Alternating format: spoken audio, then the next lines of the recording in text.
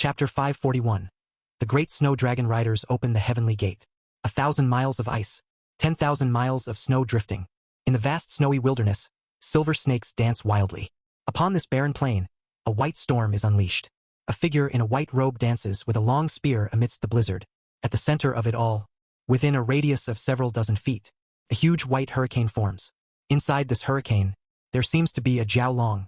A raging tiger might appear. The vermilion bird spreads its wings.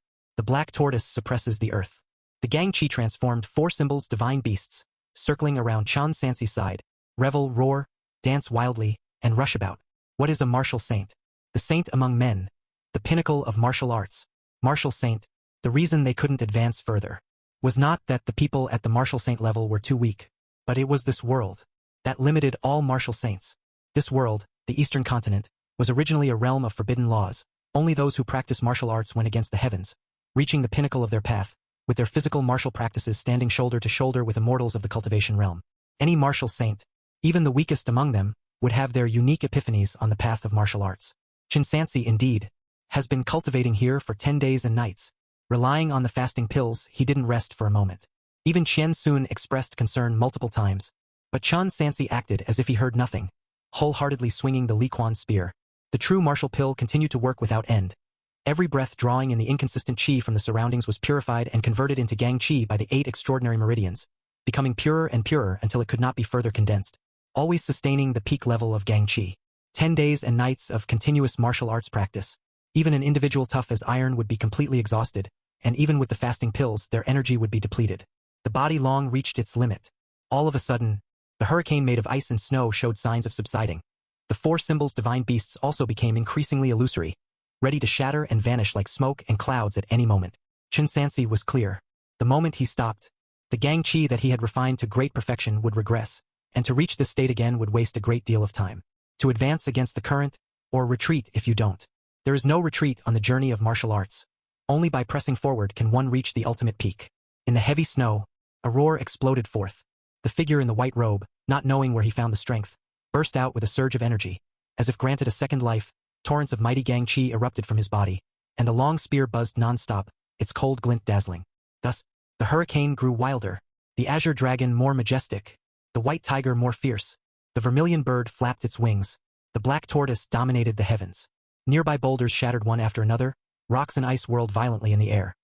A passing snow fox was instantly reduced to pulp, amidst the heaven and earth upheavals caused by the revival of the slaughter vein, creating a unique realm of their own.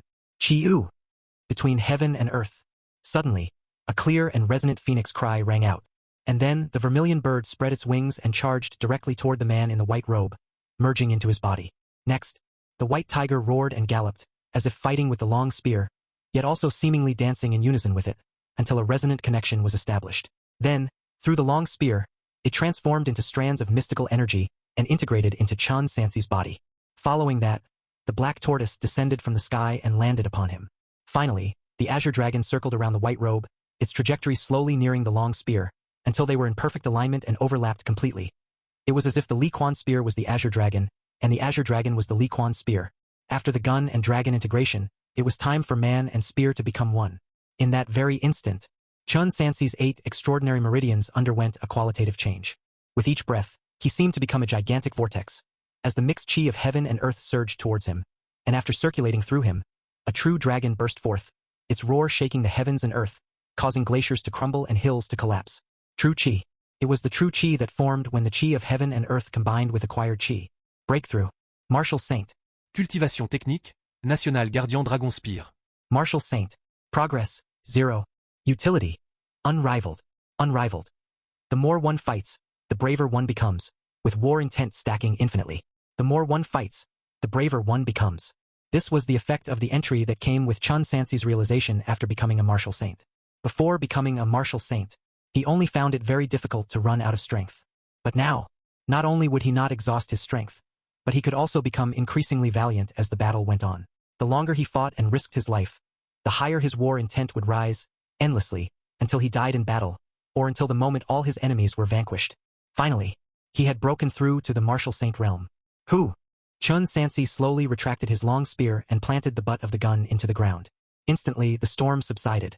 Rock and gravel fell to the ground. The ice and snow also ceased their ferocity and reverted back to their gentle, feather-like state, floating down leisurely to rest atop his black hair. Martial Saint. Now, even though his master hadn't had the chance to mention it yet, Chen Sansi could guess. Beyond the martial saint, one more step forward lies the martial artist of the true power realm. The process in between was probably just a matter of lacking the proper cultivation technique and nature's spiritual energy. Of course, those were concerns for later. The immediate task at hand was to destroy the main array eye of the Yin mountain range. Even among martial saints, there are disparities. Now that he had broken through to become a martial saint, what could even the collective martial saints of the 4 clans do against him in the barbarian capital? Qian Sun, the white swan horse, responded to his call. Chen Sansi mounted the horse and headed north. The Xianzhu in his bosom was once again brimming with mystical energy. Liangzhou. Hum. The heavenly dome collapsed once more. The blood mist was merely the final tenjiang above the ground. People looked up and felt as if they could almost touch it. More and more bird flocks were forced to leave the treetops and branches, congregating on the streets and eaves of houses. The birds' pupils reflecting a bloody red hue as the world seemed to turn into a purgatory. How is you state faring? Chapter 542. Great Snow Dragon Riders open the heavenly gate _2. 6th Prince Chao Huan hadn't slept well for several days. His eyes were full of bloodshot, and even his clothes were somewhat disheveled. Good news, good news. An arrow shot in from the outside finally brought the message they had been waiting for. General Liu has already rushed to the front line at Zhutua Pass. Is there enough time? Chao Huan looked towards the several generals by his side. Zhao Wuji and the others were silent. We can evacuate apart. Cheng Wei gave the answer. If the life gate opens, it will be on the eastern side of the Luotian mountain range. Then let's prepare in advance. 6th Prince Chao Huan ordered. Command all the troops and soldiers in the city to assemble outside the Luotian mountain range, and immediately flee as soon as the life gate opens. As for the civilians within the city, they can follow behind. After the soldiers have pulled out, they can then retreat. All right, I'll arrange it right away. Zhao Wuji took his leave to carry out the orders. Soon enough, the Beiliang army and garrison soldiers trapped in Liangzhou city began to assemble, forming an orderly queue toward the Luotian mountain range, with clusters of civilians following at the end of the line. Zhao Qiao, who had stayed behind to take care of logistic duties because he was too old to keep up with martial arts, watched the scene, feeling a sense of déjà vu, reminding him of the time they had fled from Payong. Barbarian capital. Under the guidance of the 9th Prince Yu Wenxin, Hongzhe camp smoothly reached the Yin mountain range without any obstacles and at the greatest speed. After over 2 months of relentless blizzards and extreme cold, the entire Great Desert had turned into a glacier and snowfield, with the endless peaks transformed into snow-capped mountains, resembling silver snakes dancing and wax elephants charging. Amid this vast land, a pitch-black city stood imposingly like a hibernating behemoth that devours the sky. Barbarian capital. Tianshan City. In the midst of the desert, there were few buildings, and even those that did exist were mostly in the form of small arrays like Fengshuang City. However, Tianshan City was the barbarians' only fortified city. Its strength matched that of any dynasty's capital city in the Central Plains. Prior to this, it was always the most powerful tribal city of the barbarians, the capital of the Tuoba clan. But Hongzhe camp's target was not it. It was a peak over 100 li behind Tianshan City, Langjutsu Mountain. There lay the barbarians' Ziwei Mountain, their sacrificial site, and the location of the main array eye of the blood sacrifice array. Yuan, Tuoba, Murong, and the Duan clan, all the great khans of the 4 barbarian tribes, were currently gathered atop that peak. This battle would be the final one, between the Central Plains people and the barbarians in a century. 50 li outside Langjutsu Mountain, Hongzhe camp temporarily stopped. My lord, Zhao Kong returned to report. 20 li ahead is the barbarians' army of 100,000. They have preemptively formed a battle array and have been waiting for a long time. Conservatively estimated, there are at least 5 martial saints, and it pretty much includes all the barbarians' forces outside of Yu State. Moreover, there's only this one path up the mountain. Since there's only one path, then... Chen Sansi paused. Charge up. Pass on my military order. All the soldiers of Hongzhe camp. Form up right here, prepare for the charge. Yes, sir. Chu Shixiang took the command. The orders were passed down through the ranks. Hongzhe camp began their final preparations amidst the icy heavens and snowy earth. Yu Wenxin. Chen Sansi spoke. You can go. Really? Yu Wenxin, who had been on edge the entire journey, was overjoyed. After taking a few steps, he looked at the dark mass of the barbarian army formation in the distance, and his tone hardened. Chen, that's 100,000 troops right ahead, plus each tribe's martial saints and the high priest of the witch god sect providing support. Your efforts are but a futile shake at a mighty tree. I advise you not to throw your lives away for nothing. Flee now, and maybe if you hide in a remote corner, you might survive to live another day. Chen Sansi, standing on horseback, replied. We'll see each other again before nightfall. What did you say? Yu Wenxin was taken aback, soon realizing the implication of those words. letting him return while mentioning a rendezvous before nightfall. Didn't Chun mean to say that he'd reach the peak by dusk? Arrogance. But, Yu Wenxin scoffed. I suppose I'll see your corpses within 2 hours, not even needing nightfall to do so. After spitting out a final curse, he hurriedly mounted his horse and fled at a gallop. At the summit, on the altar, the high priest of the witch god sect sat cross-legged atop the altar, his hands forming dharma seals, with numerous killing stones laid out beneath him, sustaining the operation of the blood sacrifice array. After 2 months, his entire body was already covered with ice and snow, making him appear like an ice sculpture. Only a few more days. The blood sacrifice array will be completed. A hoarse voice emanated from within the ice sculpture. Truly, High Priest? Hearing this, the great Khans showed excitement on their faces. This meant that, if they could just endure these last few days, the entire eastern continent would belong to their heavenly clan. The great Khans awaited with eager anticipation at the summit. Several days later, a soldier came to report. Chun Sansi is here. The White Robe and Hungza camp have formed up at the foot of the mountain. So soon? Yu Wenjinglian snorted contemptuously. They truly dare to come. Great Khan, the 9th prince has returned. Father Khan. Father Khan. 9th Prince Yu Wenxin burst into the tent, distressed, and knelt on the ground. Xin'er, you. Why have you returned again? Yu Wenjinglian rose to his feet, incredulous. Did Chun simply let you go? Father Khan. The man is extremely arrogant. Yu Wenxin denounced. He left parting words, claiming he would take the heads of Father Khan and several uncles before nightfall. Seeking death. Upon hearing this, Tuoba Hongxin roared in fury. Merely 10 to 13,000 people wanting to come up the mountain is sheer lunacy. Where are the warriors of the heavenly clan? We are here. 5 martial saints stepped forward. Chapter 543 Great Snow Dragon Riders opened the heavenly gate _3. They were the strongest fighting force of all the barbarian tribes, excluding Ustate. Among them, Tuoba had 2. The remaining 3, each of the 3 tribes possessed 1. Listen up, Tuoba Hongxin said. Any of you who can chop off the head of a Chun will be made a king after the blood sacrifice array concludes. Any other soldier who can draw a drop of blood from Chun Sansi will be made an earl. Cutting off his limbs, even just a finger, will earn you the title of Marquis. Such grand rewards. Needless to say, not only the 100,000 soldiers but even the 5 martial saints were concealing excitement in their expressions. What are you hesitating for? Hurry down the mountain. Don't fall for that boy's schemes and tricks. At the foot of the mountain, the soldiers of Hungza camp stuffed the last bits of dry food and jerky into their mouths for one final replenishment of their strength. Chun Sansi also took out another tiger head golden spear from the storage bag and personally assembled it piece by piece, keeping it as a spare. He was about to return to directing the battle when a voice as cold as ice echoed in his mind. Come with me. Shin Guadi? Chun Sansi recognized it at once. It was the voice of his younger sister-in-law. When he looked up, he saw a figure in a black and gold dress descending slowly on a flying sword. Well, if it isn't my sister, Chun Sansi said, carrying 2 long spears as he walked over. How did you find your way here? Just in time. Since you're here, sister, why not stay and lend a hand? With your help, our chances of victory could increase by another 20%. The Empress of Daqing had an expressionless face as pale as snow, and her voice was emotionless as she repeated, Come with me. It's fine if you don't want to help. You can leave. Chun Sansi had anticipated this. If I die here, Sister Lan and Du, he will have to rely on you, sister-in-law. Chun Sansi, have failed them both, mother and child. Knowing that you have wronged them, said the Empress indifferently. Aren't you coming with me? Instead of answering, Chun Sansi turned to leave. Who would have thought? The Empress lifted her sleeve and blocked his path, her tone carrying an irrefutable authority. I'm telling you one last time, come with me. Have you gone mad? Chun Sansi asked in disbelief. Not helping is one thing, but please don't delay the battle. Step aside. What if? In the palm of the Empress, a flying sword emerged along with flowing light, her voice cold. I don't move aside? Then I guess, I'll just have to spar with my sister, said Chun Sansi determinedly, spinning the 2 long spears as true chi surged forth. Seeing his stance, the Empress of Daqing finally put down the sword. Is it worth it? The people inside Liangzhou City are no kin of yours. Why take the risk of losing your life to save them? Come with me. You have a spirit root, and for my sister's sake, even if you have the lowest qualification, I could send you to a major sect to be a servant disciple. You could still enjoy a life of wealth and luxury in the mundane world. My master is in the city. How can I say they are of no concern to me? He's already a dead man. And my senior sister. What? You want me to save your mistress as well?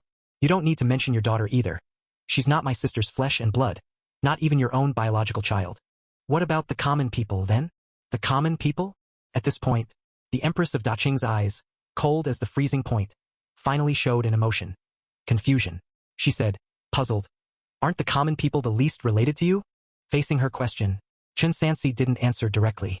Instead, he reached inside his jacket, and soon took out a stack of silver notes, slapping them into the Empress's hand, followed by several silver ingots.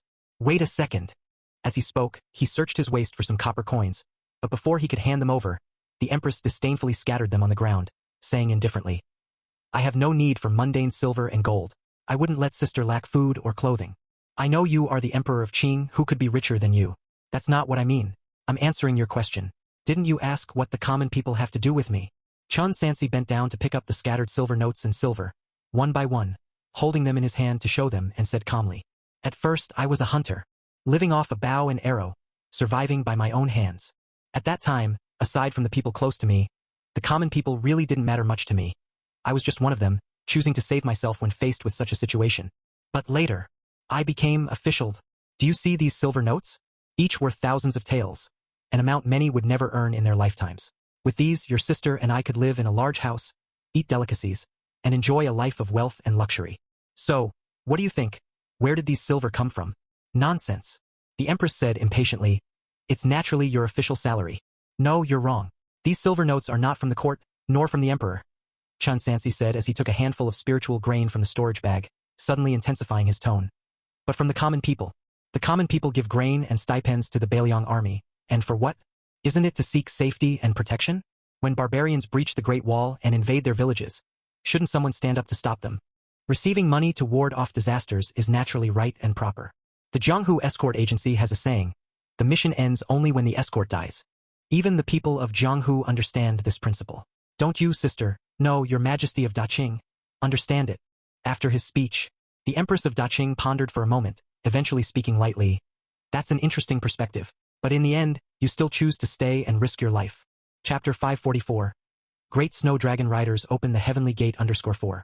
Chen Sansi tacitly agreed. After all, I've been here too, and I haven't let down my sister's trust. You are dead set on seeking death, and I cannot stop you. So do as you please. The Empress finished speaking and left through the air. Really leaving, huh? Chen Sansi shook his head. He had hoped he could persuade his sister-in-law to help. Well then, it's nothing more than a fight to the death. An hour later, before Hongzhe camp had made a move, the 100,000-strong barbarian army took the initiative to attack. Arrayed at the very front were 10,000 iron cavalry, the combined forces of 4 tribes. This 10,000 elite, well-rested, were covered from head to toe in thick iron armor, with only a pair of eyes exposed, and even their carefully selected war horses were decked in armor. Arranged in a line, from afar, they looked like an onrushing iron mountain. In contrast, at Hongzhe camp, after a long march through an extreme cold phenomenon, the soldiers were relying solely on their stubborn will to reach this point. Not to mention there were no traps or weapons specifically for dealing with the iron cavalry. That is to say, the immediate problem they had to face was light cavalry versus heavy cavalry. In a normal situation, anyone who knows military strategy would have a clear idea of the outcome. But at this moment, not a single one of Hongzhe camp's soldiers had fear on their faces. What they possessed was only the resolute determination to die gloriously and the belief that they would prevail. At the front of the formation, Chen Sansi reined in his horse and turned to ask, Brothers, are you afraid? What is there to fear? Nearly 13,000 soldiers responded in unison. Good, Chen Sansi said in a deep voice. Back in Lingzhou, the 3,000 in black armor. Do you still remember the 3 bolts of heavenly thunder at Silver Pine Cliff? Do you still remember the great fog outside Hu Lao Pass? Upon hearing this, the soldiers started murmuring among themselves. 3,000 in black armor. I don't know how many times I've told the other brothers, but everyone was half convinced. After all, it was a little too fantastical. Who has ever heard of a battle aided by heavenly thunder and possessed by heavenly soldiers? It was like a wild and fanciful tale. But now, just before the decisive battle, the general suddenly mentioned it. Could it be? My lord! Xiaozong was a bit excited but also puzzled. Could it be? Indeed. Chen Sansi gave the necessary pre-battle inspiration. We are a righteous army, with the heavenly god aiding us, while the barbarians in front of you only rely on mischief by demons. They will receive divine retribution. Xiao Zheng was curious. My lord, but today there is no thunder, nor is there fog. There is a saying, when the time comes, heaven and earth unite their power. When luck departs, heroes are not free. The barbarians are cruel, slaughtering living beings. They act against heaven, and heaven and earth will not tolerate them. Therefore, heaven and earth will lend their strength to our Hongzhe camp. Hongzhe camp. Form up. At the front of the 2 armies, the man in white robe and on a white horse raised his long spear high, and with his passionate voice, He resounded across the snowy plains, each word tolling like a great bell in the minds of both enemies and companions. Great Snow Dragon Riders. Heavenly Gate Formation. You state. Zhu Tuapass's terrain was treacherous, but the city was small and could not accommodate too many troops, so the 100,000 barbarian army mostly set up camp according to the terrain, defending all around. Under Su One-Sai's command, in recent days the Bailiang army had steadily advanced to the Yellow Maple Valley area. Passing through this area directly ahead would be Zhu Tuapass. Once the Bailiang army entered, they would face encirclement and have no way out. Brothers, charge with me. Fan Hailing roared, swinging his Mo blade, and suddenly launched a night assault on the enemy's camp. In the barbarian camp, a figure soared into the sky. It was the ancient demon cultivator from earlier. You really dare to come seeking death? The cultivator coldly shouted as he sent a flying sword with a wave of his hand. Thud!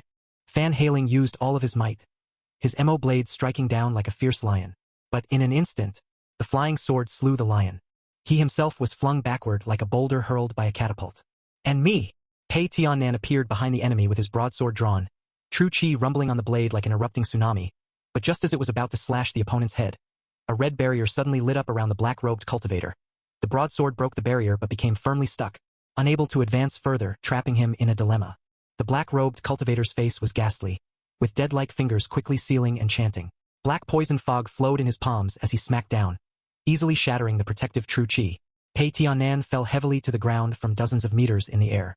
Without any time to catch his breath, the ancient demon cultivator already pursued and attacked, with the blood-colored flying sword mere inches away, leaving no time to react or dodge, sealing an almost certain doom. At the critical moment, clang!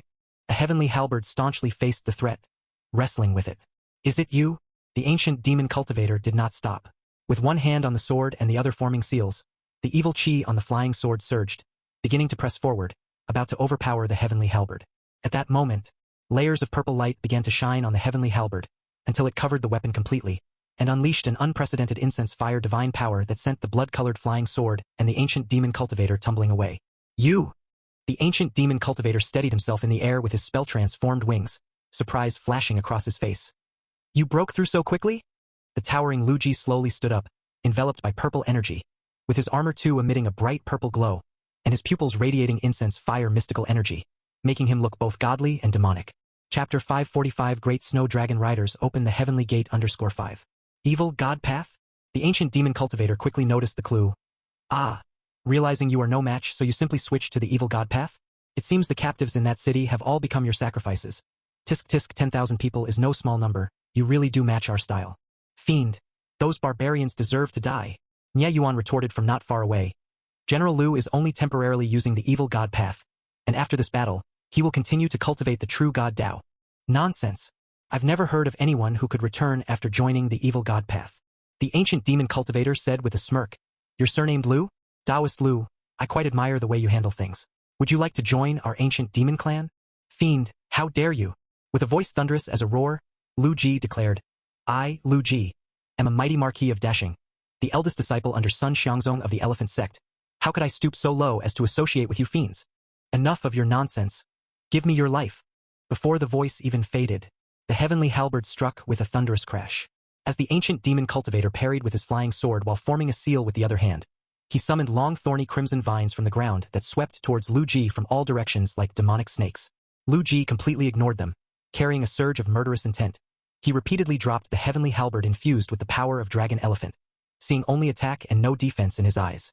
Behind him, dark iron fragments infused with incense fire divine power rose, dense like flocks of crows following the halberd's descent to attack the enemy. Incense fire magical artifact? This mundane land still harbors legacy artifacts.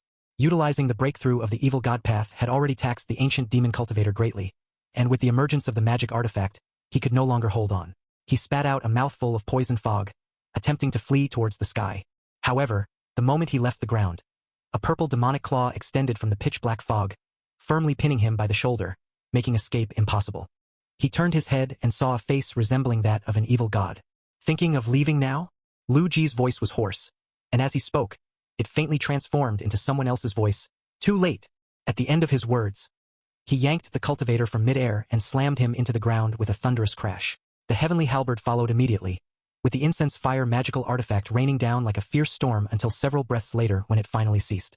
When the dust had settled, a deep pit over 10 meters deep emerged in front of him. Within the pit, Nothing remained but a pool of flesh. Fiend, that is all you amount to. Lu Ji slowly extracted the heavenly halberd from the pit, the blade still clinging to lumps of viscous flesh that dripped onto the ground with a plop plop. General Lu. Majestic. The general is majestic. Having witnessed this scene, the morale of the Bailiang army soared. Follow me, kill. Kill. The 70,000 Bailiang soldiers, completely blinded by rage, their numbers not too far off from the barbarians' 120,000 at Zhu Tua Pass. Within just a few hours, they continuously pushed forward the front lines, and by midnight, bearing blazing flames, they charged toward the direction where Zhu Tua Pass was located. Behind the city, among the mountains and forests, there were 5 ancient demon cultivators sitting cross-legged. In their midst was the auxiliary array eye that controlled the life gate. Things are bad, immortal master. A general of the Morong clan stumbled and rushed over. We can't hold the front anymore. What? Are all you people of the Sky clan worthless? The ancient demon cultivator Wenji angrily said. They have 3 mid-stage transcendents, you have 4, and more soldiers. You can't even hold them back? It's not that, immortal master. The general hastily explained. Lu Ji, that Lu Ji from the Bailiang army, practicing the evil god path, recently performed a blood sacrifice with 10,000 of our Sky clan, and now his realm has significantly improved. Normal martial saints are no match for him. I fear he is evil god path? That would explain it. When Ji looked towards the others and instructed, You 3, go and make sure to kill this man. Rest assured, elder brother. The 3 cultivators took the command and left. When Ji then turned to the last person, speaking solemnly, if I remember correctly, Sun Xiangzong still has a younger disciple who went to Longjusu Mountain? No worries.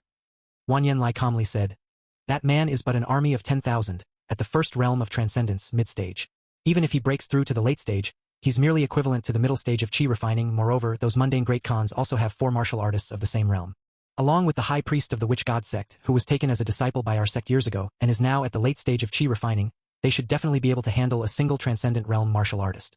Despite that, when Ji added gravely, but considering the importance of this matter, we cannot afford even the slightest negligence. You must immediately return to Longjusu Mountain to assist the high priest and guard the main array eye. I will watch over this place. All right then. Although Wan Yanlai was reluctant, he agreed, activated all his acceleration talismans, and soared away, quickly vanishing from sight. After several fierce battles outside Zhu Tua Pass, Lu Ji led the charge, unstoppable in his assault and flanking maneuvers around the city, heading straight for the array eye's location. Anyone who dared to block his path was not even touched by him personally but was instead pierced through by fragments of the incense burner and died. Commoner. D. Boom. Suddenly, 3 different magic artifacts attacked from above. A flying sword, a bundle of iron chains, and a Vajra pestle. Lu Ji neither dodged nor avoided, his whole body once again wrapped in purple energy. Swinging the heavenly halberd left and right, he knocked away 2 of the artifacts, and the last Vajra pestle also lost contact with its owner under the relentless assault of the incense burner fragments, and fell to the ground. Chapter 546. Great Snow Dragon Riders open the Heavenly Gate _6. Then he took the initiative to strike, flying through the air on the fragments of the incense burner, and in an instant, he reached the front of the ancient demon cultivator, who had lost his magic artifact. The cultivator, holding a magic artifact that resembled mystic iron chains, timely entangled the heavenly halberd, while another person controlled the flying sword to attack from the flank. The unarmed cultivator also performed a sealing technique, instantly turning the fight into an attack from 3 sides. However, facing a nearly certain death situation, LVG, surrounded by purple energy, just sneered, Demons, that's all you are. Having said that, he violently yanked, sending the chains on the heavenly halberd and the cultivator attached to them flying. The fragments of the incense burner under his feet swarmed the sword-bearing cultivator, forcing him to summon the flying sword back for defense. Then, raising his left fist, true chi and incense fire divine power converged in an instant, forming a dragon elephant demon god that smashed onto the head of the last cultivator before he could complete his spell. That cultivator fell to the ground like a fallen meteor. After that, LVG took the initiative to engage the 3 cultivators in a fierce battle. Despite being outnumbered, he did not fall into disadvantage. And he did not linger in the fight, seizing any opportunity to head directly towards the direction of the array eye. 20 li. 10 li. And finally the last 5 li. Just as the array eye was within reach, a beam of blood light descended from the sky, its magic and evil chi far surpassing any of the previous cultivators. LVG roared as he charged forward. After a tremendous boom, he fell amidst a cloud of dust. The fragments of the incense burner dimmed and scattered on the ground. Ah, so that's how it is. The ancient demon cultivator when Ji hovered in the air, looking down at the mortal general on the ground. The evil god path helped you advance to mid-spirit communication stage, plus the evil chi from slaughtering thousands of people. That's why you have such combat power. Hey, you are also foolish. With your talent, if you had practiced the evil god path earlier and sacrificed more ants, by now you could have been in the late stage of spirit communication or even broken through to the second realm. Starting to practice now, indeed, it's a bit late. Cough cough. LVG knelt on one knee, wiping the blood from the corner of his mouth. Big brother. Nye Yuan and the others, along with 3,000 Shenzhen army troops, broke through to this location, barely surviving with only the last 200 men, even though they were accompanied by 2 martial saints. Pay no attention to me, I am unharmed. LVG stood up, using the heavenly halberd as support. You all just charge, destroy the array I at all costs. Waste. When Ji looked at the group of mortals rushing towards him, his eyes filled with contempt. What rubbish heavenly clan? You dare to claim you're the descendants of my ancient demon clan in the eastern continent? You can't even stop these few people. I think you'll all end up as medicinal ingredients too. Immortal master, please forgive us. Brothers, follow me. Kill these Shang people. The barbarian martial saint who had been leading the army in pursuit suddenly fell into immense fear and immediately led his men to desperately block them. Third brother Nye Yuan and the others. They had already forcefully broken through to this point, and with LVG detained, they could no longer advance forward, quickly becoming surrounded by the large army. 3 ancient demon cultivators, along with the 2 newly arrived barbarian martial saints, quickly inflicted severe injuries on Pei Tiannan and Fan Hailing. Including LVG, none was a match for Wen Ji, who, after several more bouts of fighting, left his bright red mystic iron armor utterly tattered. Thus, the Bailiang army fell into utter despair. Though only a few li remained, and they could even see the altar, that final stretch of the road seemed insurmountable, breeding desperation in their hearts. Boom! The auxiliary array I flickered with red light, an evil chi soared into the sky. The fog of blood within the boundary. Once again it lowered. Only the last 6 feet remained. Just 6 feet. In Liangzhou City, starting from the 3rd floor, the attic was already completely engulfed. Crowds of troops moved towards the depths of the Luotian mountain range, followed by a mass of people. It was said that there were many beasts deep in the mountains, but it seemed that they, too, felt the drastic changes in the world, as no one saw a single beast. But the life gate did not open. It was almost a matter of life and death, yet the so-called life gate did not appear. The catalyzation speed of the blood sacrifice array increased further, the blood fog lowered again, leaving only the last 3 feet from the ground, almost within reach if one were to jump up. 12 layers mountain. Inside the tent. What about Ji? Is there still no news? Emperor Longqing asked. Your Majesty. The dense fog obscures the sky. I'm afraid even the intelligence can't be delivered anymore. Mr. Ho was clearly overwhelmed with panic. General Ji and his forces? We've had no news from them before this. Emperor Longqing did not continue sitting idly. He drew the constantly humming Dragon Abyss sword and stepped outside the tent, approaching the old governor. It seems the calamity facing the people of Liangzhou is fated, and no one can do anything about it. Sun Xiangzong acted as if he heard nothing. I'm asking you. Emperor Longqing narrowed his eyes. If I have a way to get you out, can you still seal the slaughter vein? What did you say? Upon hearing this, Sun Xiangzong suddenly looked up, his tone filled with uncontainable anger that hadn't been seen since the start of the blood sacrifice array. You've had a way out all along? Emperor Longqing did not deny it.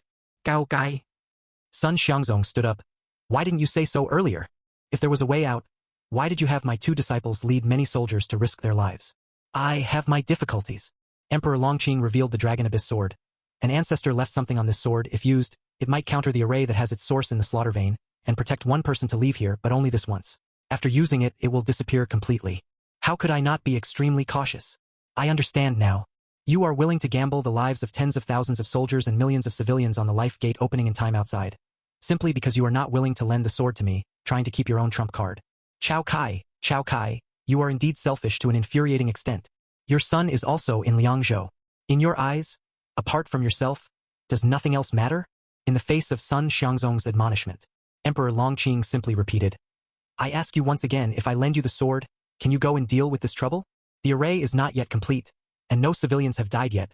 It's still in time. In time? No, it's too late. Cough, cough, cough. Sun Xiangzong, overwhelmed with frustration, said, I've been dragging my worn-out body till now, getting worse day by day. Only a breath remains to trigger the destructive spirit array, and once this breath is used up, I will completely become a disabled person. If you had spoken just 10 days earlier, just 10 days, I could have tried to risk everything. Now cough, cough, cough. He coughed violently. Now, just wait for death. The blood sacrifice array will be complete by tomorrow at 5 a.m. Even if you could escape, you wouldn't have time to rush to Longjusu Mountain and destroy the array after which the slaughter vein will revive. Once the cultivators from the ancient demon clan pour in, how long can your Chao family hold on? If it really comes to that, I will personally invite the immortal master from the cultivation world to aid in the battle. Emperor Longqing extended his hand. Give the destructive spirit array to me, and your other belongings, I assure you, once we leave this place, I will do everything possible to seal the slaughter vein. Chapter 547, The Battle of Een Mountain, slaying 10,000 people. Great Snow Dragon Riders. Avant-lit Get Formation. At the command, the soldiers of Hongza camp lined up like machines, strict in order and standard in procedure, forming their formation at the swiftest speed. But as the slaughter vein neared revival, the temperature between heaven and earth plummeted once again, to the extent that their upper and lower lips would freeze and stick together, and a thick layer of frost hung on their eyelashes. Thus, even their swiftest seemed extremely stiff, basically pushing on with their last breath. When forming ranks, their minds were devoid of thoughts, relying solely on muscle memory gained from day after day of training within Liangzhou City. The martial saint of the Murong clan, Murong Huatu, leading the Iron Cavalry, spotted the scene from 20 miles away. He sneered immediately, "Warriors of the Heavenly Clan, do you see this? These Shang people are already freezing their butts off before the battle has even started. But us, we just drank hot wine and warmed ourselves by fierce fires. In front of us, they're like wild boars, necks stretched for the slaughter. Once we kill this bunch of wild boars, the world will be ours. Attack!" The morale of the barbarian soldiers grew stronger, vaguely generating evil chi between heaven and earth, their murderous intent endless, sweeping forth like a black tide. 20 miles away, the soldiers of Hongza camp still assembled in extreme cold. Jia-yi East, Dragon Claw position. Left Army 3,000 men. Gung Xian West, Dragon Claw position. Right Army 2,000 men. Ren Gue North, Dragon Head position. Central Army 2,000 men. Wu Ji Central, Dragon Body position. Front Army 3,000 men. Bingding South, Dragon Tail position. Rear Army 3,000 men. Quick! Each squadron leader waved the array flags in their hands, the seemingly light flags feeling as heavy as mountains in their frozen hands, requiring both hands to struggle to give directions. In this sweeping snowstorm, colorful flags danced wildly in the gale. The warhorses moved following the flags, and even the way the soldiers held their weapons was unusually meticulous. If one were to look down from above, they could see the 10,300 mortals arranged in positions and stepping patterns that subtly aligned with the heavenly Tao, an entire military formation, resembling a 9-palace-8 diagram, subsequently transforming continuously until it morphed into a dragon shape. Only the position of the dragon head had some imperfections.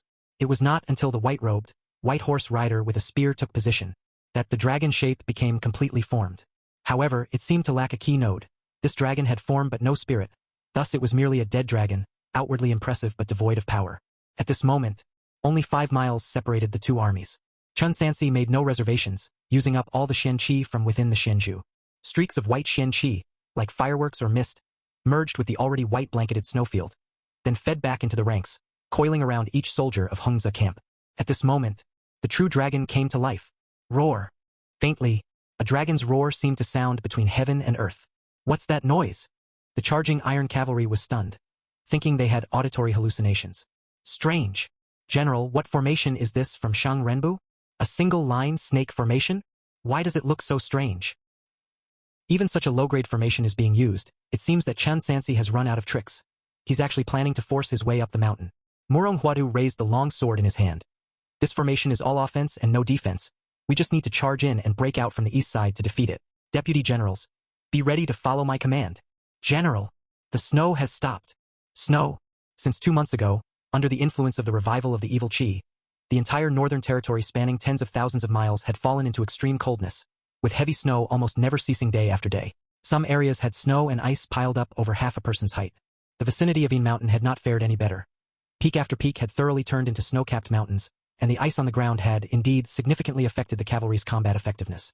In theory, the cessation of the heavy snow should have been good news. But Murong Huatu sensed something was off. As long as the revival of the slaughter vein continued, the snow and ice were not supposed to stop. General, look quickly. Great snow. Murong Huatu looked up again. What he saw was not the cessation of the blizzard, but the blizzard had merely gathered all around the Hongza camp's army. Hoo. Between heaven and earth, a storm suddenly arose. Its severity was almost enough to lift both man and horse into the air, forcing their charge to momentarily halt. The source of the storm was Hongza camp. All around were storms, and Hongza camp was the convergence point of all these storms. All of the ice and snow were being drawn up above them. Therefore, within 100 miles, there was not a single snowflake to be seen. What kind of sorcery is this? Murong Huatu furrowed his brow, suddenly recalled something. Heavenly Book? General, it must be the Heavenly Book. The heavenly thunder and dense fog at Hulao, it seems they were not false. What do we do? What should we do now?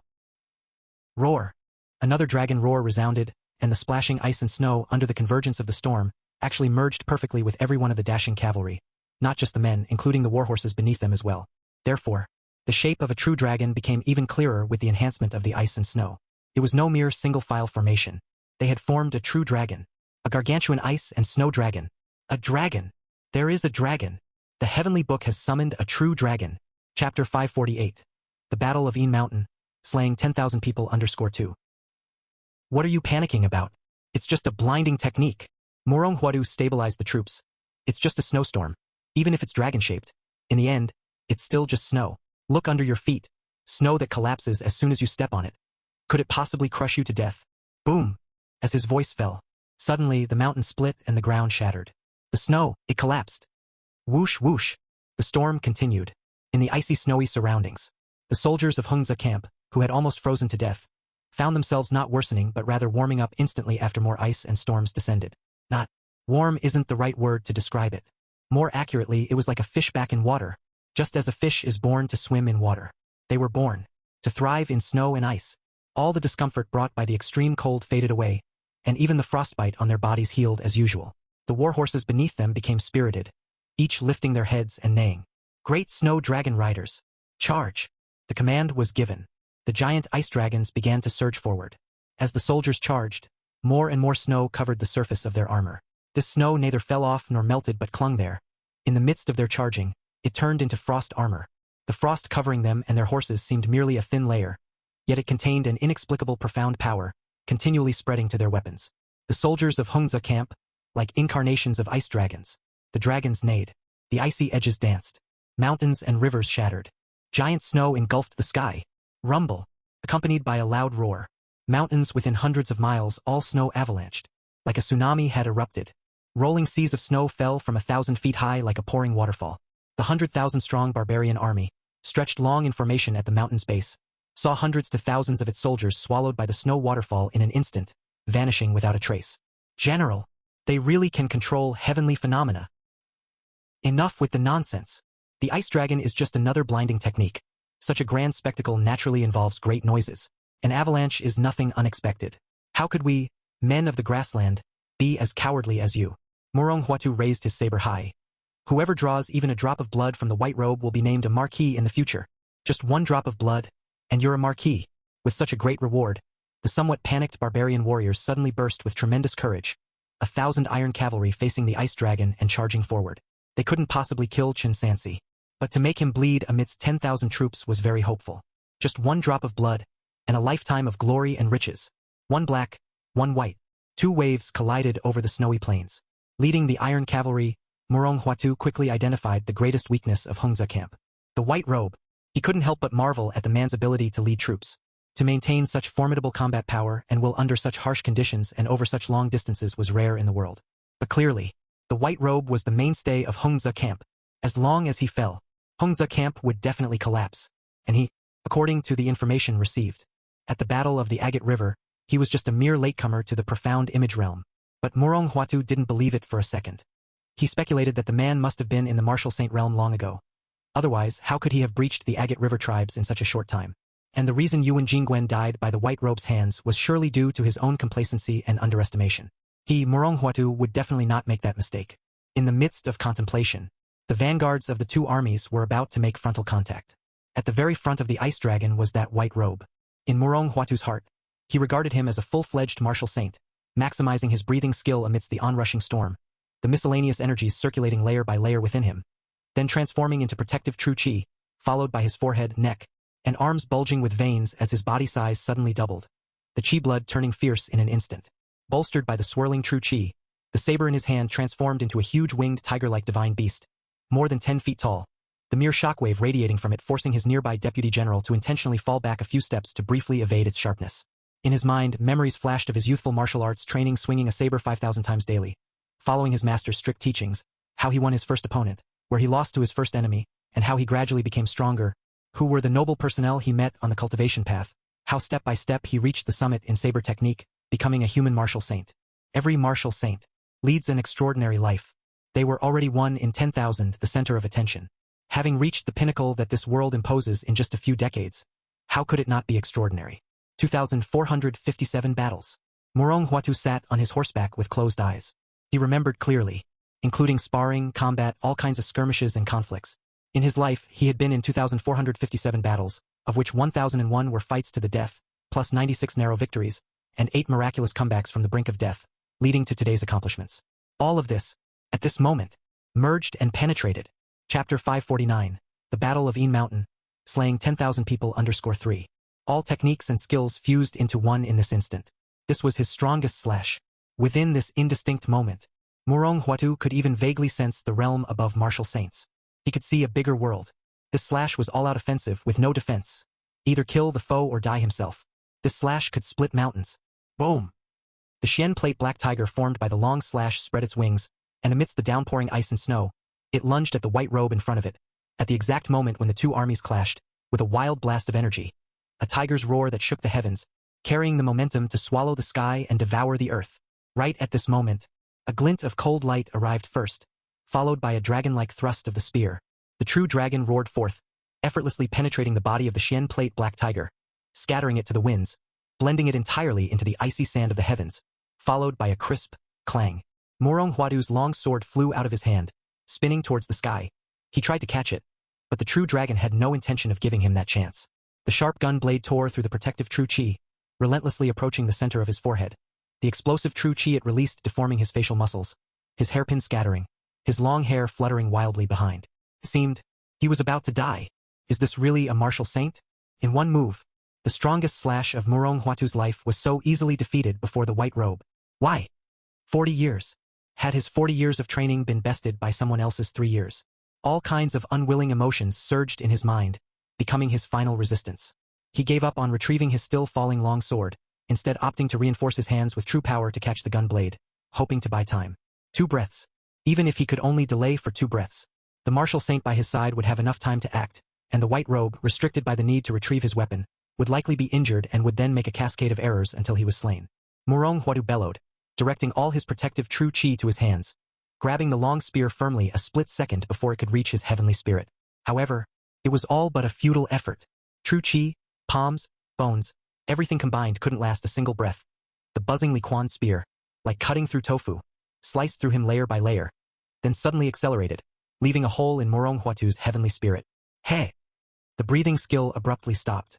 Murong Huatu exhaled the last bit of warm air from his body. Then his body stiffened as he fell from his horse. His eyes stared blankly at the white horse and white robe, filled with unwillingness. But he could no longer ponder why, only knowing that his vision was blurring more and more until he sank into complete darkness. Brothers, kill! The two armies commenced battle. First to decapitate the general, and it was a martial saint at that. The boost to the morale of the soldiers in Hongza camp needs no description. Tundrusboom. The great snow dragon riders of Hongza camp clashed with the iron cavalry of the snowy plains barbarians. The heavy armor iron cavalry should have had the absolute upper hand against the light cavalry. But the reality was the complete opposite.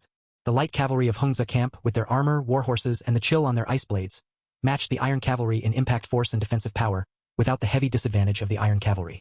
In other words, these 13,000 soldiers of Hongza camp were equivalent to iron cavalry with the mobility of light cavalry. With the storm's blessing, their combat capabilities soared. Some array soldiers could even spar with blood-refining warriors. Moreover, the avalanche continued. More bizarrely, these white cascades, if they fell on the barbarian army, would turn into vicious beasts that buried everything in their wake. But if they fell on the upwind side of Hongza camp, they would transform into spiraling tornadoes, continuously strengthening this colossal ice dragon. The armies had only been clashing for a few breaths, and the barbarian side was already in chaos. Murong Huatu, off to the side, several other martial saints watched with their own eyes. The white robe on a white horse managed to kill Murong Huatu with a single strike. This person had indeed broken through martial saint, and it was highly likely that he had done so before the battle at the Agate River. Admittedly, Murong Huatu's final strike was all offense, with no room for defense. But at the same time it was his strongest strike. Even so, it couldn't withstand a single spear thrust from the white robe. Let us all swarm him, don't face him one-on-one. Amidst the chaos of battle, the remaining 4 barbarian martial saints acted almost simultaneously.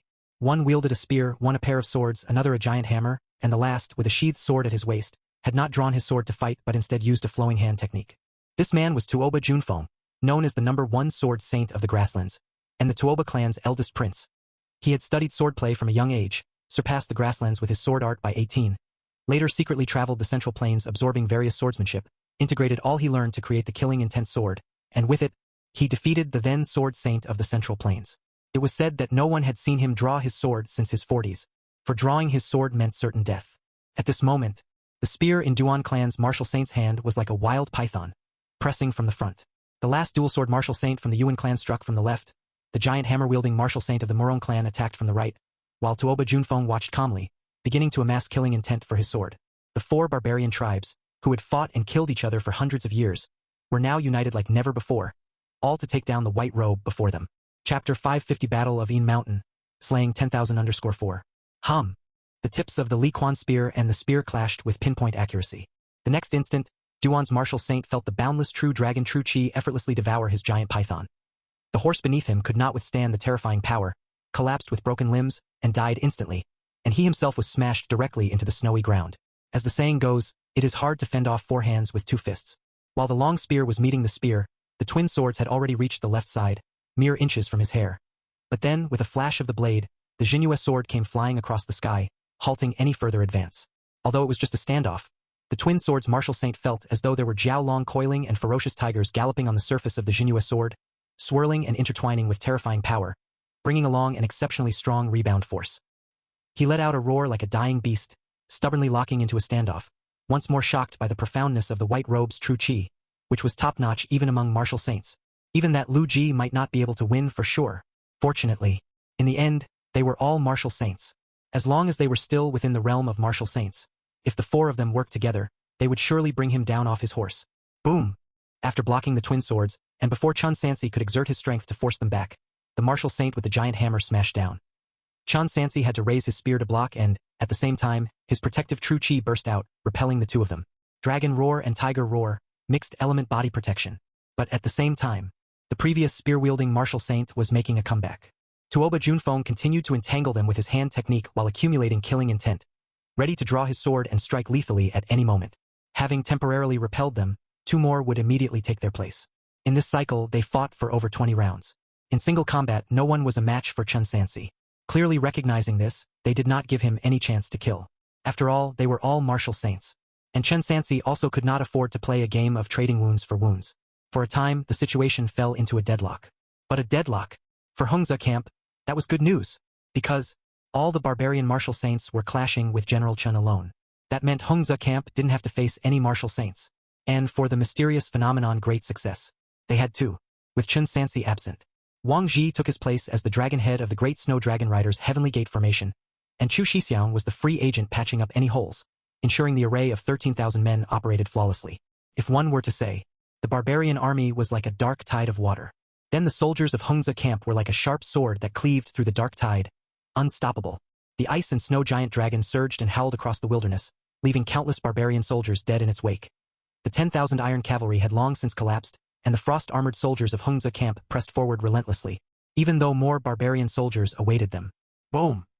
The 50th round. The 4 martial saints alternated attacks. Although they were not at a disadvantage after such a long time, they still could not take down the white robe. Moreover, that man seemed to grow fiercer. Could this lad's true qi never exhaust? Impossible. Tuoba Junfeng, won't you draw your sword already? Urged the twin swords martial saint. Aren't you self-proclaimed as the #1 sword saint among men, capable of striking to kill even a martial saint with your sword? Draw your sword then. Shut up. Thump.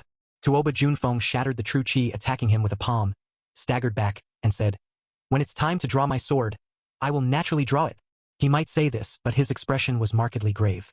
He had indeed killed a martial saint before. But for some reason today, facing the white robe, the speed at which he accumulated killing intent was considerably slower, and he didn't have much confidence that he could kill with one sword strike. Fortunately, he was almost ready to accumulate enough killing intent to strike. Once he drew the sword, all would be well. His killing intent sword technique had 12 moves. The world only knew of one because so far, no one had forced him to use the subsequent moves. I knew you were unreliable. Wear him down for a few more rounds. I refuse to believe his true power won't drain out. It seems like you might actually be right. These barbarian martial saints had faintly sensed something wrong earlier, and after 50 rounds, that feeling became even more distinct. This fellow named Chun was not only not being tired out by the relentless battle, but he was actually becoming more ferocious. This ferocity wasn't simply a strengthening of his will. There was true chi. His true chi was growing more and more potent. It was simply an unprecedented oddity in history. Everyone had heard of getting weaker with battle fatigue, not of getting stronger. Unless this fellow had yet to use his full strength until now. The twin swords martial saint, who had been bearing the brunt with gritted teeth, now gradually showed signs that he could no longer hold on. He immediately conceived the thought to retreat. And with retreat came flaws. In this instant of flaw, Chun Sansi seized the chance. His true power erupted centered on him. Jinua's sword swept out temporarily pushing back the other three, and the Li Kuan's spear transformed into a true dragon, lunging directly at the opponent's front. By the time the twin swords martial saint reacted, it was too late. He couldn't fight back and could only retreat repeatedly, until the true dragon caught up and a spear thrust pierced his throat, true chi rampaged, and directly shredded his neck, leaving him standing there and falling headlong, dead. To fight 3-on-1 and still slay a martial saint. Everyone knows that with different qualifications, even warriors of the same realm may vary greatly in strength. Chapter 551. The Battle of Een Mountain, slaying 10,000 people _5. But it's often said with reference to martial artists below the level of the Xuanxiang realm. Those who can reach the Xuanxiang realm, their talent is often not bad. And the martial saint, without exception, is an absolute genius. After today the world will know. Even among geniuses there are differences. Since the two armies lined up, Tuoba Junfeng had been accumulating his killing intent, and he was about to draw his sword when he saw this scene. The killing intent he had gathered suddenly lessened by a fifth, forcing him to continue waiting. Seeing that they were no match when they swarmed together, the remaining few martial saints felt that the man in the white robe had unfathomable strength and no longer had the will to continue the fierce battle. Boom! Just then, a blood-red light visible to the naked eye burst from the summit of Langjuxia Mountain, piercing the sky and turning the dark snowy battlefield completely red, to the extent that the ice and snow mingled with blood could no longer be distinguished.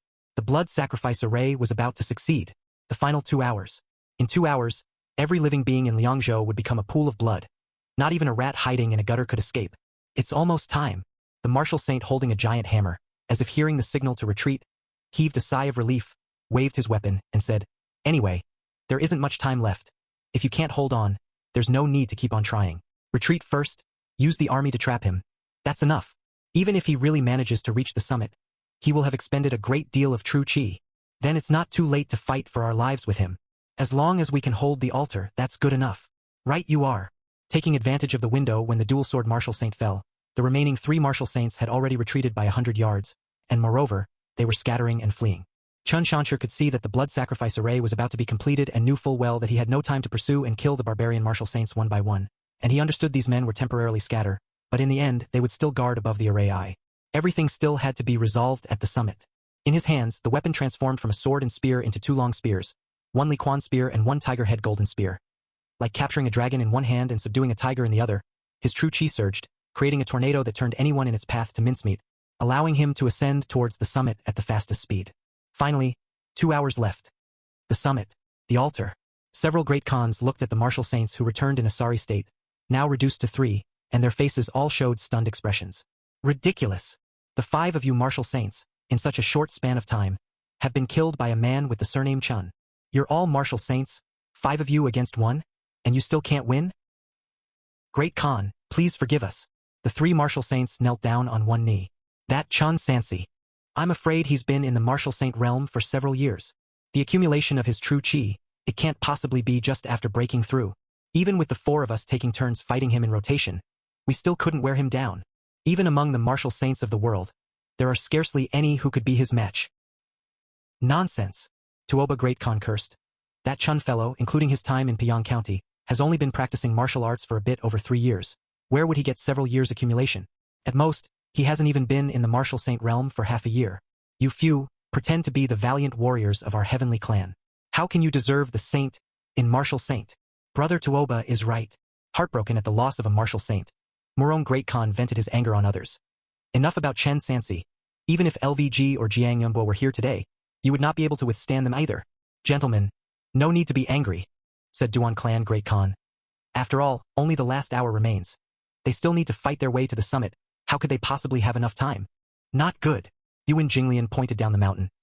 If we continue to let him kill like this, our heavenly clan's great army will be scattered. How can we stand against him? From their point of view, the figure in white robes wielding twin spears, wherever he went, it was like entering uninhabited territory. Nobody could resist him. And with the lack of barbarian martial saints to bolster their forces, were it not for the hefty reward on offer, they might have already fled. Damned fool. Tuoba Hongshin scolded. Aren't you going back to fight? Today, even if you die, you must stop him for me. A few martial saints also felt disgruntled. After being scolded, they too felt they had not lived up to the saint in martial saint. Any that can become a martial saint naturally have pride. Their retreat before was more out of rational calculations. After all, the aim of the battle was to guard the altar, not simply out of fear of death or battle. But those words clearly struck a chord deep within their hearts.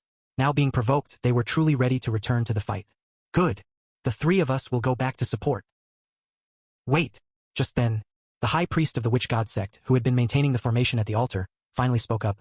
There are other cultivators nearby. You three stay here to guard the array. Do not go down the mountain again. The array absolutely must not have any mishaps. High priest, Tuoba Hongshin said, but we still need someone to hold the line, don't we?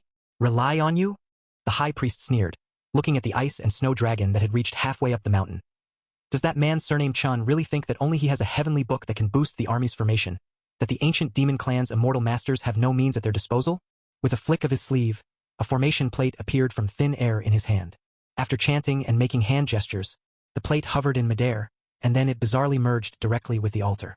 In an instant, billows of black mist sprouted from the slaughter vein as the source, quickly enveloping dozens of miles around, enshrouding the entire snowy battlefield and all the barbarian soldiers. What is this? Tuoba Hongshin was both shocked and puzzled. Chapter 552. The Battle of Een Mountain, slaying 10,000 people _6.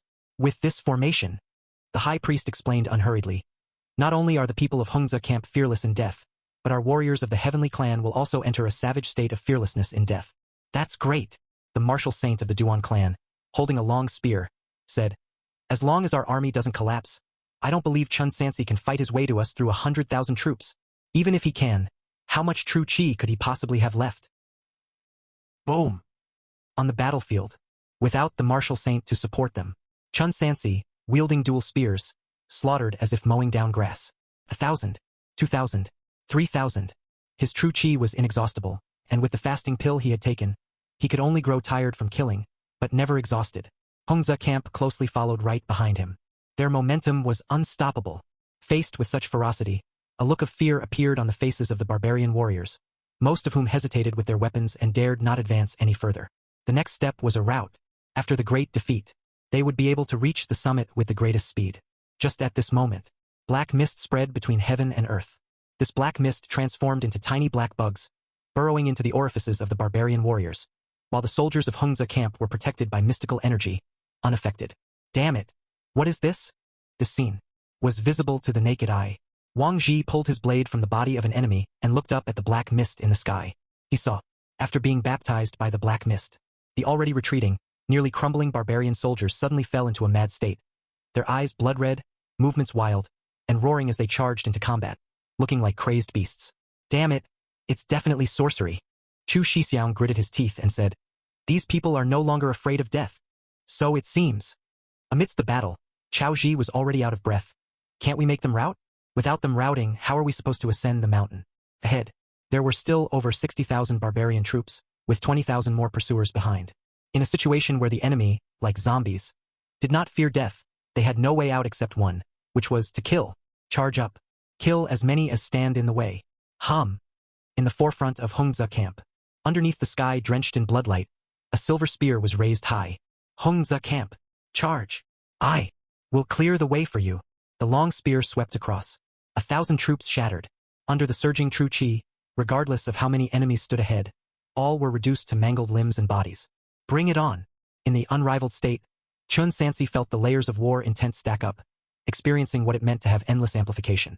As long as he didn't fall, he could continue to gain strength.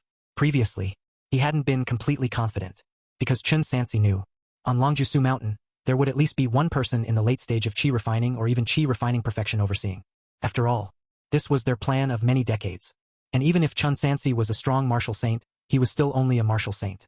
Theoretically speaking, his combat power was roughly equivalent to the middle stage of chi refining, but if he were to confront someone in the late stage of chi refining, even using all his spells, what were his chances of victory? But, since the barbarians refused to rout, insisting on blocking the way here, then might as well fight all the way up and stack the unrivaled war intent to its limit. The main general personally cleared the way for his troops. The soldiers of Hongza camp reached an unprecedented peak of exhilaration. Wang Ji's face contorted fiercely, as if influenced by the black mist as well, roaring. Hongza camp! Charge! Kill! 5,000. 8,000. 10,000 men. Strike down the enemy. Break through 10,000. In the end, the enemy's fresh blood struck against the protective true chi, almost forming a blood wall. Chan Sansi had long forgotten how many people he had killed. He only knew that his field of vision was becoming narrower, narrowing to just the altar on the mountaintop. Atop his Li Kuan's spear, war intent surged tumultuously and his killing intent was boundless, destroying everything that stood in his way, be it living beings or lifeless objects. 5 miles. 2 miles. 100 paces. Finally, under the direct witness of the 4 great Khans of the barbarian tribes, under the fearful eyes of those 3 barbarian martial saints, under the astonished gaze of that high priest of the witch god sect, in a white robe and carrying 2 long spears, stepping on Blood River, with boundless war intent, he ascended the mountain top. Before the altar, there was a deathly silence. What had they just seen? A single man in a white robe had struck down over 10,000 enemies. Not only had he struck down more than 10,000 enemies, moreover, he had reached the altar unscathed. In the annals of history, there had never been a record of slaying so many enemies. But this was not impossible. After all, the world is vast and boundless. Perhaps great ancestor Shang Chaoxia could have done it. Perchance the legend marked in history as the greatest martial saint ever could have achieved this.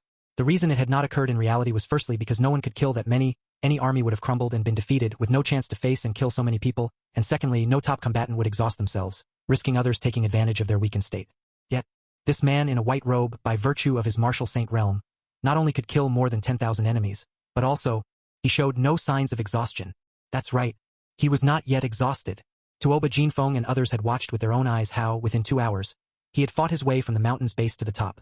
The initial illusion they harbored of having him die of exhaustion also completely vanished. Even a man forged out of iron should have been exhausted between 4,000 and 5,000 enemies, still within the realm of understanding. 10,000 slayings. What concept is this? As fellow martial saints, why is there such a great disparity? The last hour of tea time. The high priest of the witch god sect maintained the formation, commanding the few martial saints in front of him. Have you not stopped him yet? Or do you need me to lend you a hand? Contrary to his expectations, the 3 martial saints did not cower, but actively met the challenge head-on. They were indeed shocked, but not fearful. In their hearts, there was only defiance and puzzlement. Practicing martial arts all their lives, what they saw today had nearly completely demolished the martial arts realm they had built up over time. The 3 could not understand why someone could achieve such feats. Again, the same mantra. Anyone who achieves the realm of martial saint has their own pride. When someone strips away that pride, life doesn't hold as much importance to them anymore. I don't believe it. I can't believe it. The martial saint wielding a giant hammer, in a state of collapse, spoke with a voice tinged with maniacal sobbing. I have practiced martial arts for 48 years. What I saw today is unheard of. Indeed, the martial saint holding a spear unleashed all his true chi, stepping forward with a resolve to die.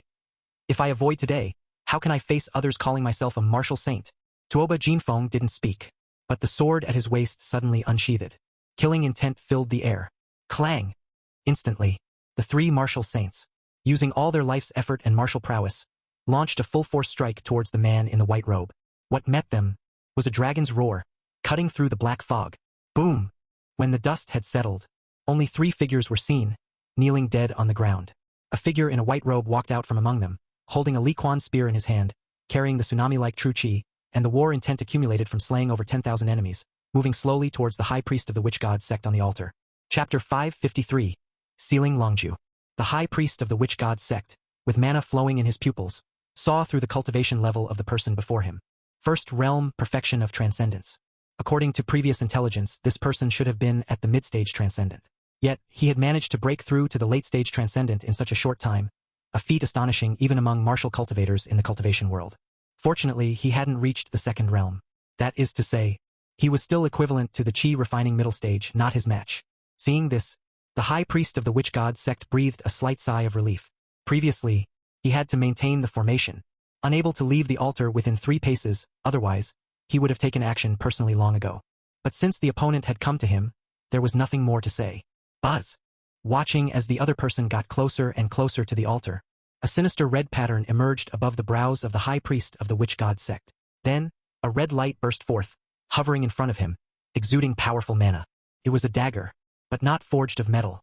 Rather, it was carved from ghastly white bone. The bone knife had a hollow middle, its surface engraved with ancient script resembling patterns. The characters on it lit up one after another, until the bone knife was filled, making it glimmer brilliantly. Waving with mana, it buzzed continuously. From a distance, Several great Khans could feel the chilling intent it contained. This bone knife was the life-bound magical artifact of the high priest of the witch god sect, enough to kill a martial cultivator at the perfection of transcendence. He watched the white-robed figure rushing towards the altar, slightly narrowing his eyes, and commenced sealing. 80 paces. 60 paces. Chan Sansi's speed increased more and more, from brisk walking to a frenzied sprint, and from the sprint he turned completely into an afterimage. With each step forward, his unrivaled war intent would elevate a bit further, and the accumulation of his true chi would deepen further. Unrivaled. Chi accumulation. Vajra body. Mixed element body protection. True dragon energy. And more. At that moment piled to the peak, the white robe approached the altar and with a jump merged with the Li Quan spear. His true chi surging under him, parted the layers of black fog, repelled the rolling red light, and a true dragon descended from the heavenly dome. Instantly, the flow of time abruptly slowed down. Just a little more. Just a tiny bit more. In the cultivation world, a single realm often took years or even decades to cultivate, not to mention the accumulation of experience. If one could easily overcome realms and kill enemies, wouldn't all those years of cultivation be in vain? And though magic cultivators have fragile bodies, the lethal moves they unleash are not the slightest bit weaker than those of physical cultivators. Even with chi accumulation till now, plus the layered war intent from slaying 10,000 men, it was still just a bit short. Buzz. Above the altar, the high priest of the witch god sect also completed his sealing. The bone knife burst forth, transforming into a crimson meteor, smashing towards the true dragon flying from the heavenly dome. Even at this moment, the mana fluctuation of this crimson meteor was still slightly stronger than that of the true dragon. Just at the very last moment. Hongza Camp. Great Snow Dragon Riders. Support the formation. Wang Ji rode the Black Wind Horse, leading the last of the Hongza Camp soldiers, maintaining the Heavenly Gate formation of the Great Snow Dragon Riders, and charged up the peaks of Langjutsu Mountain in the Een Mountain Range. Within the formation, at the dragon head position, he returned to his white robe. Threads of white Shen Qi fortified the fabric of the white robe. The Heavenly Book array offered enhancement to everyone in the formation. Though individually small, the effects were indeed present. Not to mention the white robe who was the dragon head, their array eye. Boom! With the enhancement of mystical energy. The surface of the true dragon formed by the Li Quan spear was covered with an additional layer of frost, and the burst of true chi at that moment finally slightly surpassed the white daggers in the red comet. In the pupils of the high priest of the witch god sect, an image reflected. The true dragon swallowed the comet, and then it rapidly enlarged in his eyes until it obscured all vision, blocking out the entire heavenly dome. You state, after the ancient demon cultivator when Ji took action personally, LVG and the others could no longer advance a single step. Clearly, the altar was within reach, yet what was within reach seemed as distant as the ends of the earth. Boom! Following another bout of magical combat, LVG once again crashed down, with blood streaking from his mouth, kneeling on one knee on the ground, unable to rise for a long time, breathing heavily, exhaling dense mists of blood from his mouth and nose, even his right hand clutching the heavenly halberd trembling uncontrollably. Bang! Pei Tiannan and Fan hailing. Similarly, after being surrounded and attacked by several martial saints and cultivators, they were severely injured and fell to the ground. Cough, cough, cough. Fan hailing lay on the ground, desperately trying to pick up the MO blade that had fallen in front of him, each movement causing him to spit out a mouthful of fresh blood, and just as he was about to touch the weapon, a barbarian martial saint kicked him away like one kicks a ball. Pei Tiannan was covered in injuries, leaning against a tree trunk, completely incapable of fighting back. In front of him, two barbarian martial saints came at him with weapons. He. Nye Yuan, the third senior brother, with several arrows stuck in his chest, was breathing his last. Little 3. Seeing this, LVG somehow mustered some strength, abruptly standing to save his junior brother. At this moment, a red light struck, knocking LVG down again. In midair, Demon Cultivator Wen Ji withdrew his flying sword, his gaze ice-cold. You better take care of yourself first. As he spoke, the flying sword in front of him split from 1 into 2, 2 into 4, 4 into 8. A total of 8 red lights slowly unfolded, aiming at the severely damaged ground. Monster! LVG, seeing his soon-to-be slain junior brother, along with the injured Pei Tiannan and Fan hailing and the corpses of the Bailiang army soldiers scattered everywhere, felt waves of bitterness surge up relentlessly. Chapter 554, Siling Lang Yu Su Hai. He could feel it, the so-called cultivators' contempt for him. To them, everyone else seemed like nothing more than ants. Just because they were stronger. This world. It was always like this. Only the strong could look down on all beings, and the weak could only ever bow and scrape. His thoughts tumbled chaotically. When Ji looked up again, his eyes were nearly bursting with fury. Then he would become stronger. Amidst the enveloping purple energy, a sheepskin scroll emerged in front of him. Eldest brother. The third senior brother Nye Yuan saw this scene and wanted to stop him, but he no longer had the strength. From within the sheepskin scroll, faint voices could be barely heard, but no one could make them out clearly, and Ji seemed to have made a certain decision. Thus, waves of black and purple aura began to rise around his body. The ancient demon cultivator when Ji certainly wouldn't just stand by and watch. He attacked the moment the other started his spell summoning. Regrettably, it was still too late. The black and purple mystical energy climbed higher and higher, lifting Ji's body to float gently upward. In front of him appeared a shrine. The shrine dissipated, turning into wisps of purple energy pouring through his crown and into his body. When Ji opened his eyes again, godlike and demon-like, he slowly spoke with a voice that seemed like two overlaid together. "You lowly ancient demon cultivator, do you not kneel before me?" Impressive guts. When Ji frowned, his expression turning solemn. "Daring to borrow from these evil gods, aren't you afraid you won't be able to repay the debt? If you won't kneel, then pay with your life." On Ji's heavenly halberd, black and purple flames began to burn. The previous incense burner fragments also turned into balls of purple fire, smashing toward the overwhelming flying swords, and under the eruption of divine power. The illusionary flying swords shattered one after the other, and the real flying swords lost control and embedded into a tree trunk. Seeing he couldn't dodge in time, when Ji summoned a black magic artifact shield. Boom! Beneath the thunderous roar, the shield blocked the heavenly halberd but not the balls of purple flame. When Ji had to form hand seals and cast a spell, conjuring a barrier in front of him, but it was like trying to snuff out a cartload of burning hay with a cup of water.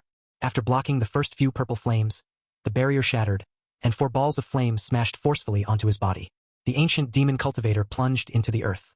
Instead of pursuing him, Ji soared into the sky, heading straight for the altar. There was no time left. The blood sacrifice array had already reached its final moments. How much longer was there? Half a stick of incense? 10 breaths? Or maybe just a few breaths? Ji was just hurtling toward the altar at full speed. Stop him. Just one last breath. Don't let him release anyone. Cough, cough. When Ji didn't rise but, coughing up blood, lay on the ground casting spells, unfolding a pair of wings crafted from magic to give chase. The remaining cultivators and the martial saint also gave everything they had to follow. In Ji's blurred vision, the Luotian mountain range ahead was almost completely shrouded by a blood mist, leaving only the last sliver of a gap for survival. Seeing that when Ji and the others were about to catch up, he simply threw the heavenly halberd wrapped in purple energy, which transformed into a dragon elephant demon beast that pounced toward the sacrificial altar, followed by all the incense burner fragments. He himself went to block the ancient demon cultivators with his bare hands, only to see, above the altar, the auxiliary array I entered an overloaded operation. The embedded spirit stones and killing stones, along with the Vajra pestle filled with essence blood, were consumed at an incredible rate, until the dragon elephant demon beast with purple flames descended. Boom! The altar collapsed, and the auxiliary array I cracked.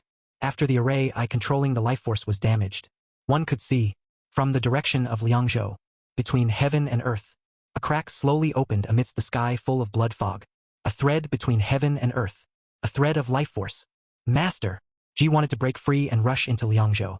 However, the life gate that was opened after great hardships and enormous sacrifices could only be maintained for less than 2 breaths before starting to close rapidly under the erosion of the blood fog. Ah! Ji roared in frustration. Had he lost? Ha ha ha! On the contrary, the injured ancient demon cultivator when Ji burst into laughter upon seeing this scene. Too late. Everything is too late. The blood sacrifice array is complete. The auxiliary array I has fulfilled its purpose. With the life force gone, how can there be talk of a life gate? After all, this is just an auxiliary array I. Boom! Another loud noise. VNES Miller suddenly froze. Liangzhou. The blood fog completely enveloped everything in the world and continued without pausing, starting to devour downwards recklessly from a height of about 3 meters, and quickly reached just above people's heads. Ah! At the city gates, several civilians who accidentally touched the blood fog screamed in agony as they turned into pools of blood. Demon! There's a demon eating people. In their eyes, within the blood fog, there seemed to be gaping bloody maws, and contact with even a single finger would lead to the entire person being devoured. People fell to the ground one after the other, not a single person daring to stand up straight. But even so, the demon within the blood fog didn't intend to spare them, and continued to descend. 9 feet, 7 feet, 5 feet. Sister! Sun Buki found Sun Li amidst the chaos. Right next to her were Chun Yunchi and Si Kinmohua, along with other maids and servants. Soon after, 2 more figures arrived. It was Ning Xiang and Zhao Zhao. Ning Xiang's wide sleeves fluttered, and with her delicate hands she cast a spell, manipulating a silver ring that suddenly expanded above the heads of Sun Li and the others, as if intending to envelope this slice of heaven and earth. But upon touching the blood fog, it was knocked back. She herself staggered, with a trace of red spilling from the corner of her lips. Chapter 555. Sealing Longju_3. Master. Zhao Zhao hurriedly supported him. How are you? Don't scare me. What's the big deal about being injured? Ning Xiang gave a bitter smile. We're about to turn into pools of blood. Sun Li remained silent, just holding Chen Yunxi tightly, covering her eyes firmly. Hide underground, someone in the crowd suggested. Many people rushed to hide in cellars and rivers, and some even jumped into wells. But soon, wails of agony emerged from underground. This blood sacrifice array was activated both above and below the ground, trapping them as if they were in the slowly closing jaws of a gigantic beast. Where could they find a way to survive? It wasn't just the civilians. The assembled Bailiang army was plunged into immense panic. Supervisor.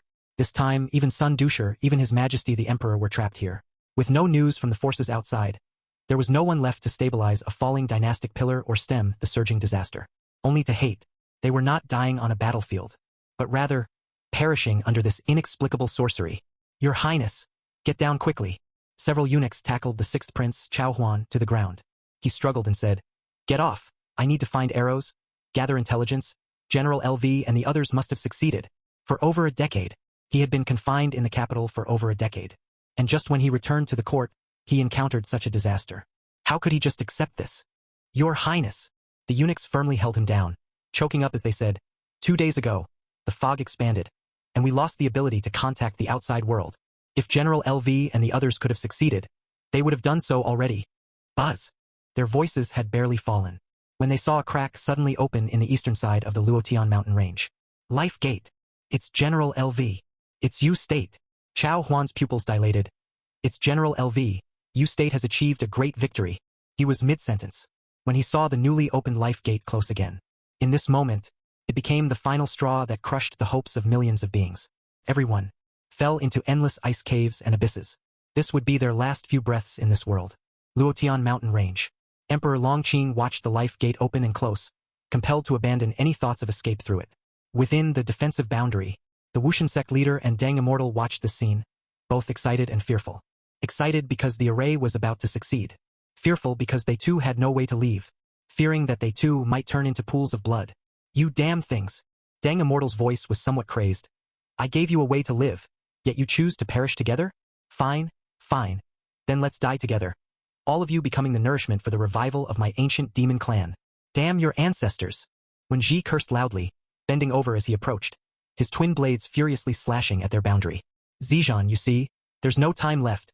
Emperor Longqing came to Sun Xiangzong's side and urged him, if you don't hand over the item to us now, even if I can get out, I fear I won't be able to seal the slaughter vein. Do you really have the heart to watch all the living beings suffer under the massacre of the ancient demon cultivators? He looked at the blood mist pressing down above his head, the dragon abyss sword in his arms buzzing incessantly. Do not hesitate any longer. I will do as I say. Cough, cough, cough, cough. Sun Xiangzong coughed, producing a bead, and instructed with a hoarse voice. You just need to infuse it with spiritual power to form the array, but after the slaughter vein revives, it won't be as easy as before. You need to go to the cultivation world yourself, find those reputable sects, and figure out a way to get them to make a move. I understand, the Emperor replied.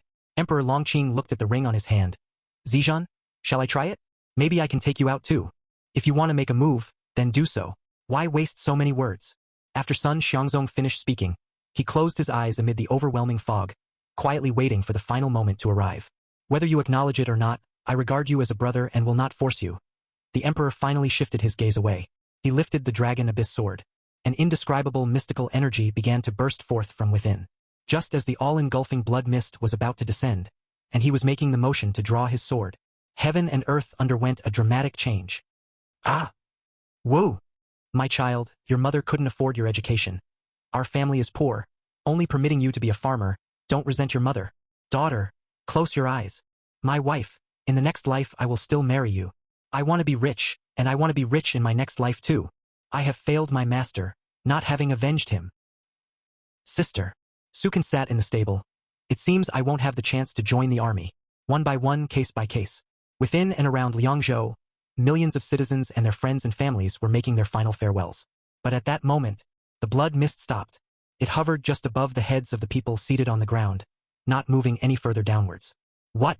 What's happening? About a few breaths later, the blood mist not only ceased to move, it also began to retreat. It was as if time were flowing backward. The crimson dome rose higher and higher.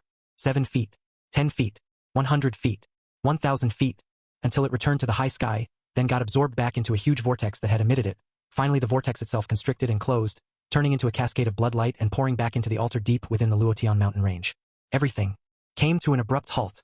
When people lifted their heads again, what they saw was a vague yet clear sky, precisely during the time of 5 a.m. to 7 a.m., with the pale light of dawn in the east just beginning to brighten, and soon, a red sun was about to rise, filling everything with hope.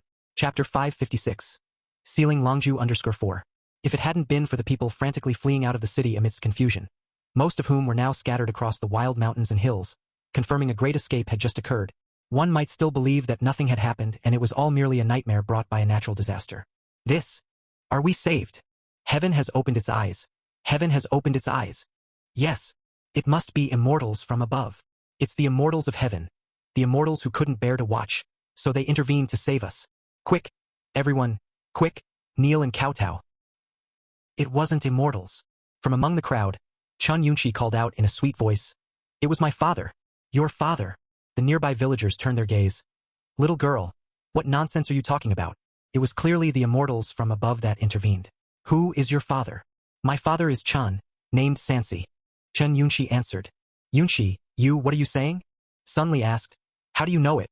"It was my junior brother's doing." Yunshi felt it. Yes. Sun Buki came to his senses. "I remember now. Sansi was also leading a group outside Hongza camp." "It was Hongza camp. That life gate which opened and then closed. It was the elder brother. It was directly Sansi and his Hongza camp who terminated the blood sacrifice array. It's done. Sansi did it."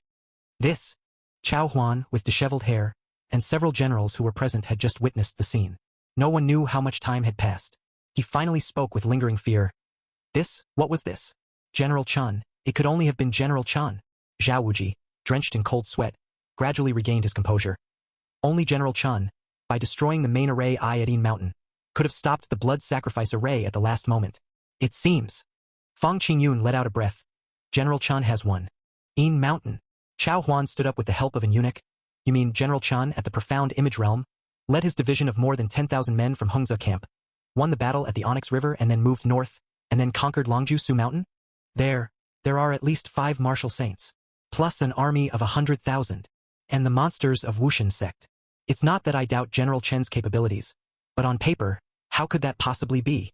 Perhaps." Chang Wei, the second senior brother, spoke up. "Maybe my junior brother broke through to the martial saint realm on the way?" "Broke through to martial saint?" Chao Huan was incredulous. "He only advanced to profound image how long ago? How many people are stuck in the perfect profound phenomenon for a lifetime? And he, in just 2 months, advanced to martial saint as well. Okay, even if he advanced to martial saint, near the barbarian capital, there still need to be 5 martial saints. It's also possible." Zhao Wuji analyzed. "Maybe they themselves had some issues that caused the formation to stop operating?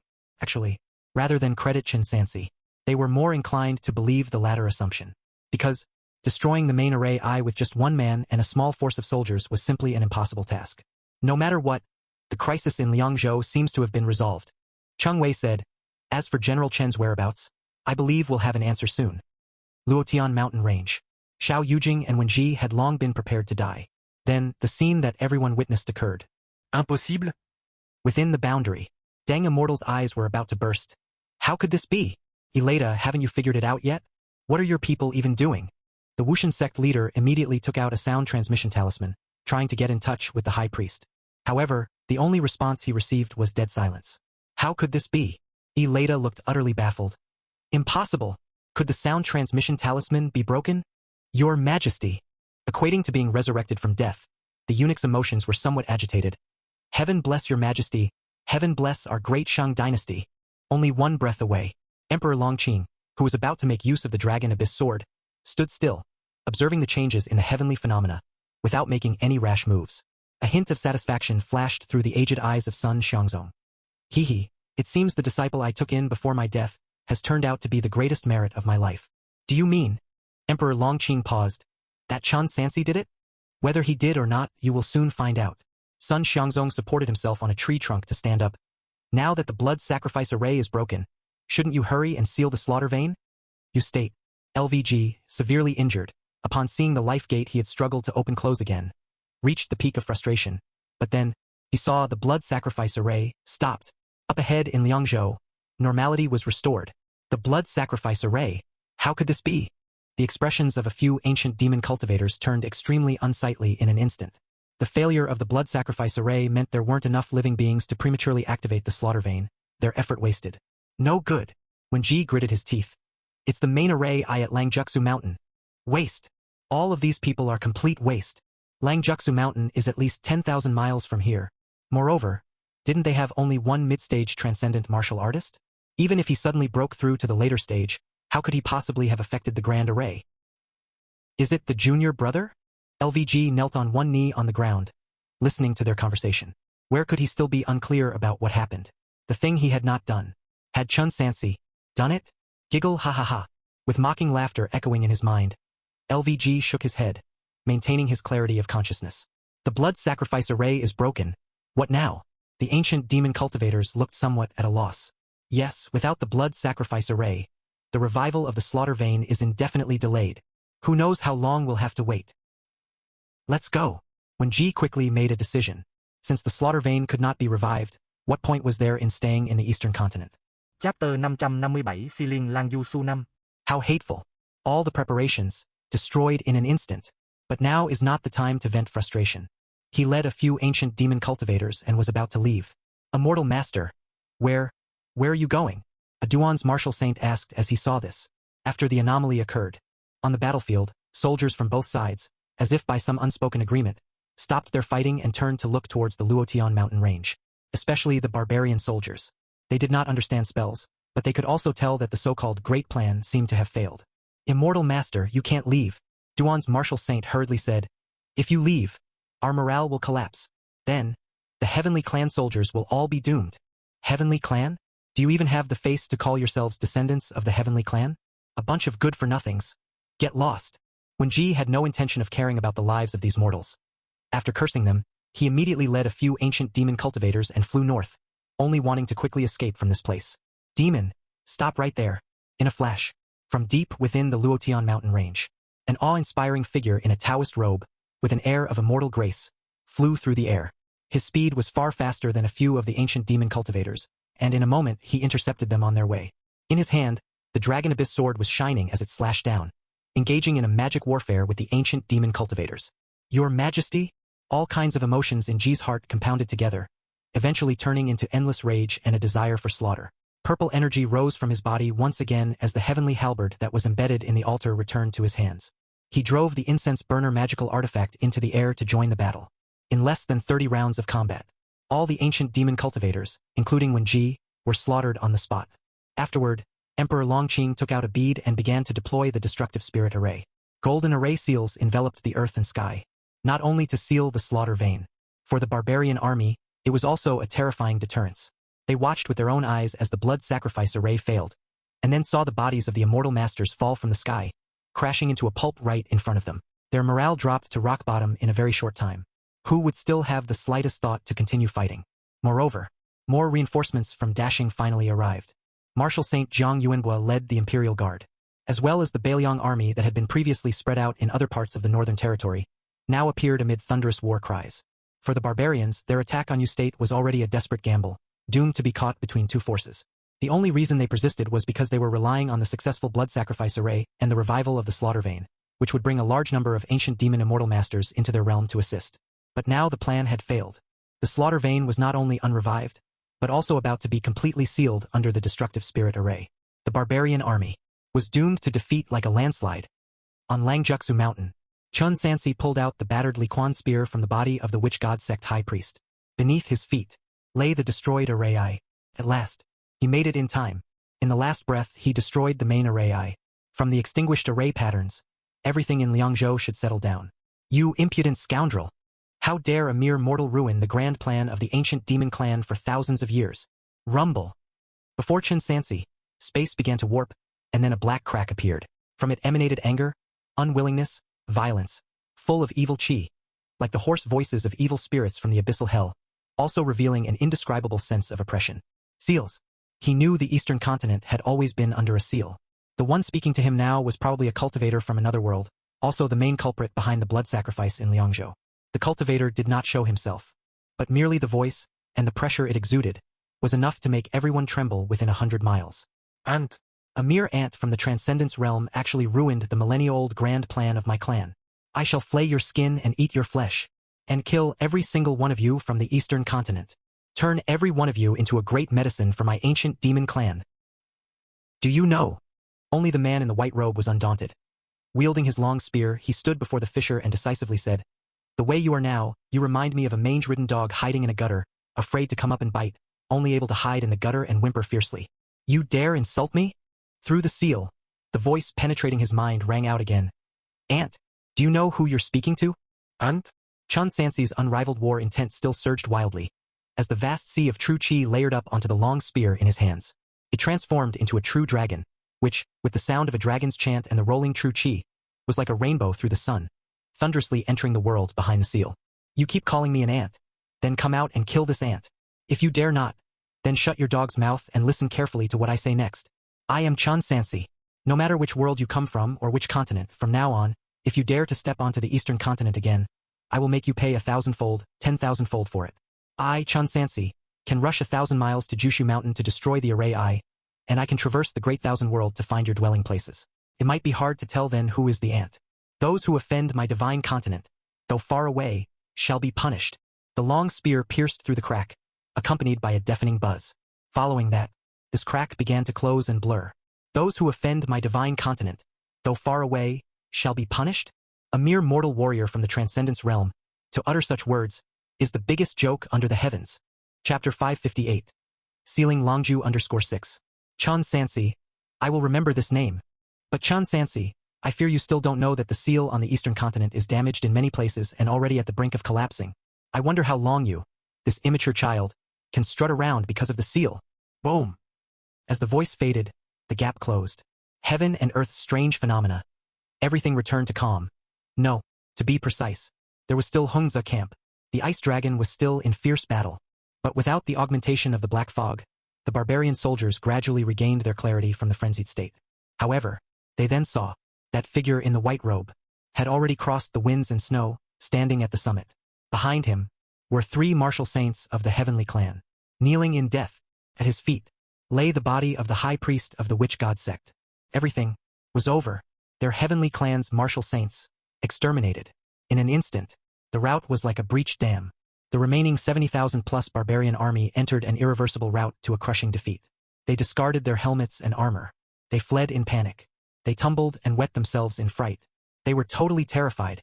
No one knew how many barbarian soldiers died under the standard long knives of the Bailiang army and Hungza camp, nor how many barbarian soldiers fell off the cliffs and smashed into a pulp while fleeing in disgrace.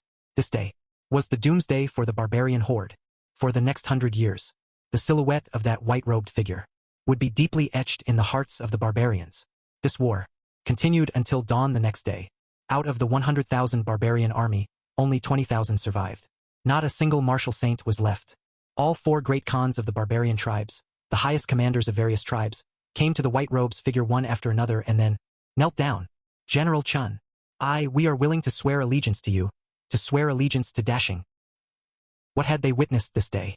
One man in a white robe, slain 5 martial saints. One man forging the path for the entire army, slaughtering 10,000 without tiring. In the end, even with a single spear, killed the high priest of the witch god sect.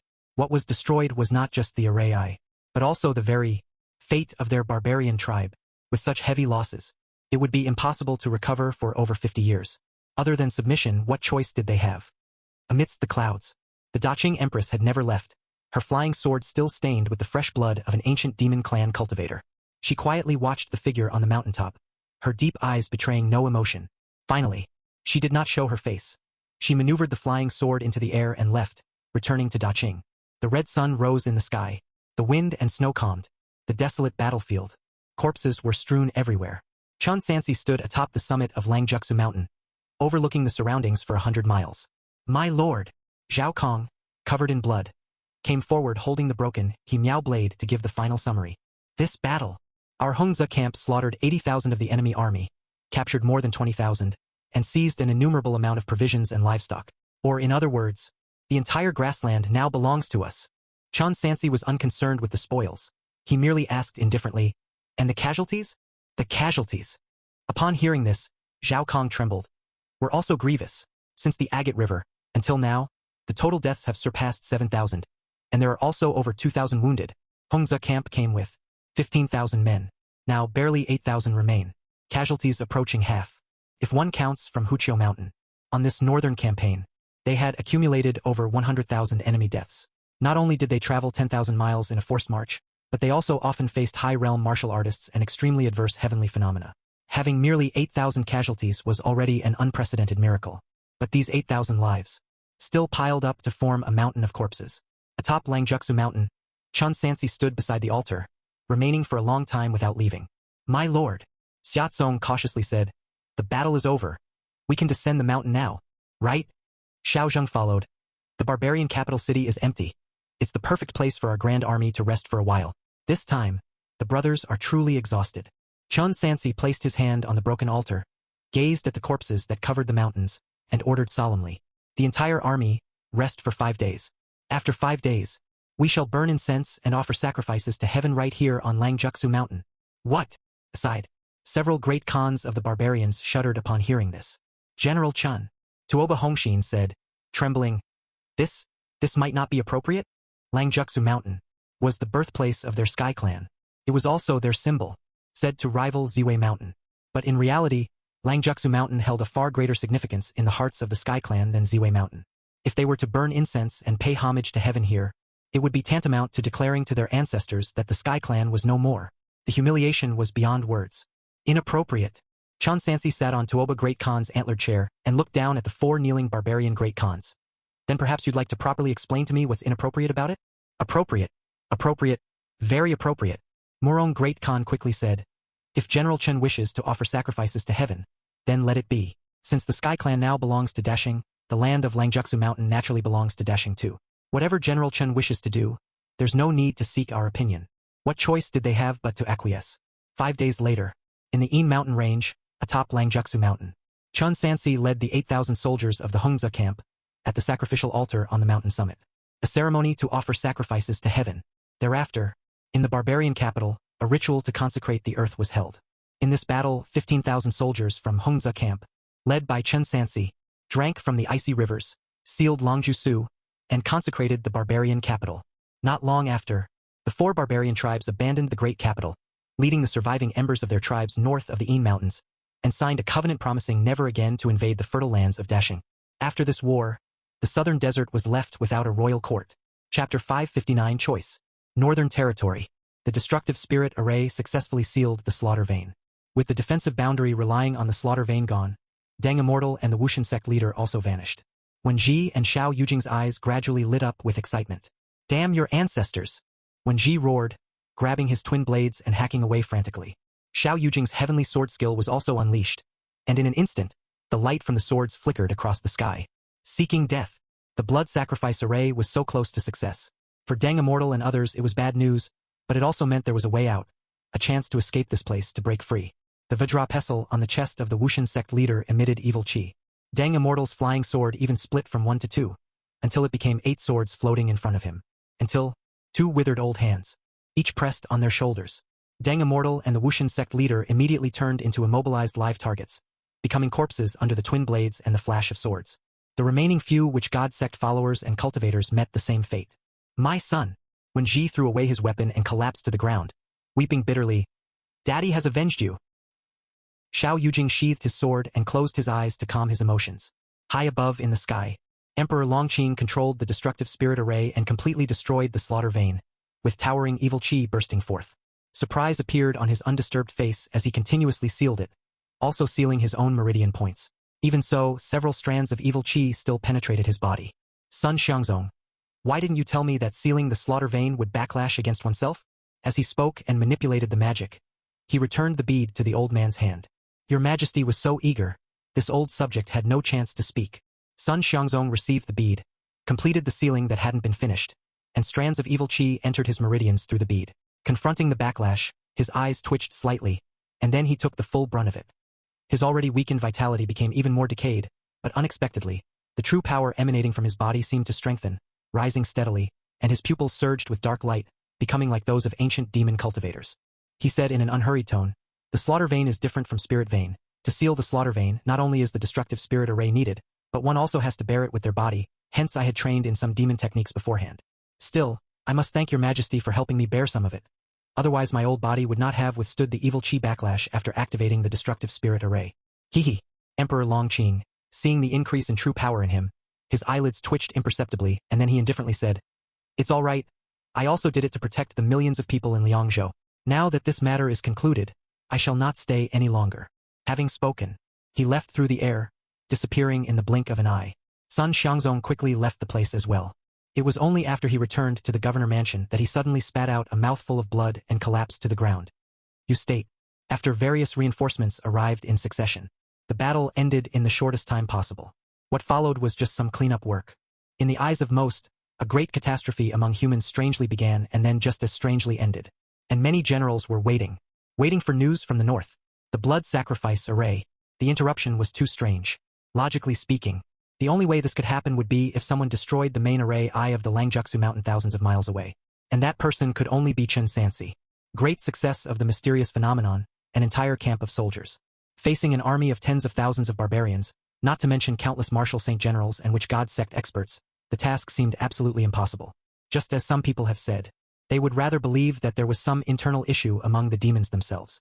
This battle, though many participated, its impact was not actually very widespread. Take Yu State, for example, it only affected 2 or 3 prefecture cities, and the duration was not long. Liangzhou, theoretically in chaos. But in truth, it was just the people collectively fleeing outside the city. There had been no real armed conflict, and in just a few short days it returned to normal, as if the events of the previous days were but a nightmare. Ji and others were recuperating in Li City prefecture of Yu State. Meng Guangxin, Rong Yanqiu, and others also stayed behind to manage the army. As days passed, their hearts grew more anxious. Hai Dongqing have been sent out one after another. Why is there still no news from Junior Brother and the others? Amitba. Good indeed. Most likely, Junior Brother sacrificed himself to destroy the array eye and perished in the northern territory. Bald donkey. Spout nonsense again, and I'll tear your mouth apart. Rong Yanqiu scolded, ready to take action. My junior sister is still waiting at home. There's no need to rush. Yi Fengxiu, holding his sword, said, "This place is a good 10,000 miles from the barbarian capital. Even for Hai Dongqing, it would take many days to fly back and forth. Let's wait a bit longer." On the couch, after Ji had taken the elixir pills and recovered, he also changed into casual clothes to wait for news with his junior brothers and sisters. His expression was complex, showing concern, but what exactly he was worried about was difficult to discern. This waiting lasted for a full 10 days. Not until then did a few Hai Dongqing arrive at Dashing with the same reports they had copied. Liangzhou. Inside the prince mansion. General Chen is likely not coming back. Zhao Wuji shook his head and sighed. Yes. Several old generals agreed. Even if it really was General Chen who used some ingenious strategy to destroy the main array eye on Langjiaxu mountain, he probably didn't have a chance to leave there alive. Heaven envies talents indeed. Chapter 560 Choice _2. Fortunately, the blood sacrifice array failed, and the barbarian tribes suffered greatly, so much that they won't likely recover for the next 10 to 20 years. Yes, if this matter was truly not a problem from within the barbarian tribes, but rather General Chen's doing, then he truly is a Dingshan stone bestowed by the heavens upon our Dashing. Once the news is confirmed, I myself will petition the emperor to bestow a marquisate on General Chen, along with a posthumous name to bless his descendants. And my 12th brother, sitting in the Taisher chair, the 6th prince, Chao Huan, appeared somewhat somber and sorrowful. I lived in the West Splendor Palace for nearly 20 years, where not even a ghost would show up at my door except for him. He would occasionally scale the walls and sneak in to accompany me in chess, bring me something to eat, and tell me about the outside world. I had intended for him to gain some experience in the military with this northern expedition. Never did I expect it to end up like this. Creak. Suddenly, a wheelchair was pushed to the door, and Fang Qingyun's clear voice rang out. Your Highness and esteemed generals, don't you think your conclusions are a bit premature? He held up a piece of paper in his hand. General Chen is not dead. Hongza camp did not suffer total annihilation. This is the news they've just sent back. As for the contents, I think your Highness and the generals should read it for yourselves. General Chen isn't dead? Hongza camp is still around? So that means the array I was really destroyed by General Chen? Impossible. How did he do it? Quick, your Highness, take a look. Almost everyone stood up at once, eager to see the contents of the report. Seeing this, Chao Huan simply waved his hand, signaling a young eunuch to read it aloud. Hongza Camp War Report. Hongza Camp set out from Huqiu Mountain 40 days ago. Then, at the Agate River, after the battle's conclusion, it's natural to report the entire campaign in detail, clarifying all losses and casualties, as well as meticulously recording the merits of every general and every soldier. The events at the Agate River were known to everyone, But suddenly, the narrative shifted. Right to the barbarian capital. Below Langjutsu Mountain, 13,000 warriors of Hungza camp arrayed for battle, charging toward an army of 100,000 barbarians. Chan Sansi, main general of Hungza camp, cleared the way for the troops. A single man felled over 10,000 enemies, decapitating 5 barbarian martial saints. Then with a single thrust, he killed the witch god sect's high priest, destroying the main array Yuan, Tuoba, Murong, Duan clan. The 4 barbarian tribes bowed their heads in submission. They watered their horses at the icy river, sealed Longjusu, and gave up their seats in the barbarian capital. Thereafter, all of the surviving barbarian soldiers and horses voluntarily retreated beyond the Een mountain. From then on, no royal court in the southern desert. As each and every detail, narrated by the trembling voice of the young eunuch, haltingly came out, the entire prince mansion fell into dead silence. In the silence, shock struck like thunder. U-State. At the same time, those who remained in U-State also received intelligence from the northern desert. When they heard its contents, each of them fell into a prolonged silence. Junior brother became a martial saint? That's not right. Even if he was a martial saint, he couldn't possibly have killed 5 martial saints, slaying 10,000 without tiring. Is junior brother the reincarnation of a demon? Amitba. It must be the numerous killings I have committed that have led me into this nightmare. Amitba, Amitba. But soon, their shock turned into surprise. Good. It seems junior brother really saved us. This time, he's truly established an enormous achievement. No, I must ask later how junior brother managed to do it. In any case, it's good news.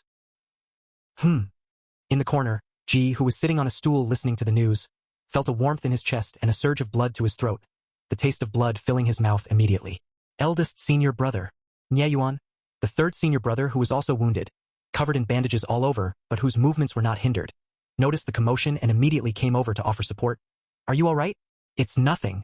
Ji raised his hand to indicate that there was no need to worry, but before he could finish speaking, he violently coughed up a mouthful of fresh blood. Help me back to my room to rest first. Along the way, Nyeyuan's expression fluctuated, and he eventually spoke with a wry smile. After this battle, junior brother is likely to become the most revered person in the entire Bailiang army, second only to our master who established the 8 camps. Yes, cough cough cough. Ji held his fist to his mouth, struggling to control his breathing. Senior brother, tell me why? I fought desperately to the brink and yet fell short, whereas he continues to push forward, making a name for himself across the world. Eldest senior brother, you should stop thinking about these things for now. Nyeyuan consoled him. You rest first and recover from your injuries. Regardless of the outcome, you led us through U-State according to the imperial decree and even managed to open the life gate successfully in the end. Even if the final goal was not achieved, you still made your mark. Governor Mansion. I knew it was Sansi. They just wouldn't believe me. Sun Buki, excited beyond measure as he looked at the message sent from the Prince Mansion, exclaimed, Yunchi, you were right in your hunch. Second mother, don't be sad. Father will be all right. Chun Yunchi held the other's hand. Yes, I'm not sad. Capital City. Prince Mansion. Prince Qin and Prince Qi were drinking and toasting each other. The blood sacrifice array was successful. The Emperor, 6th brother. They have all departed from us. The old officials in court have already begun to discuss the matter of the crown prince. After all, a country cannot be without a ruler for a day. 4th brother, let me congratulate you in advance. Your Highnesses, this servant. Get out. Can't you see that I'm enjoying my drink? Your Highness, it's not that. The Emperor has summoned for a court meeting, and dawn is upon us. The 2 Highnesses should also prepare.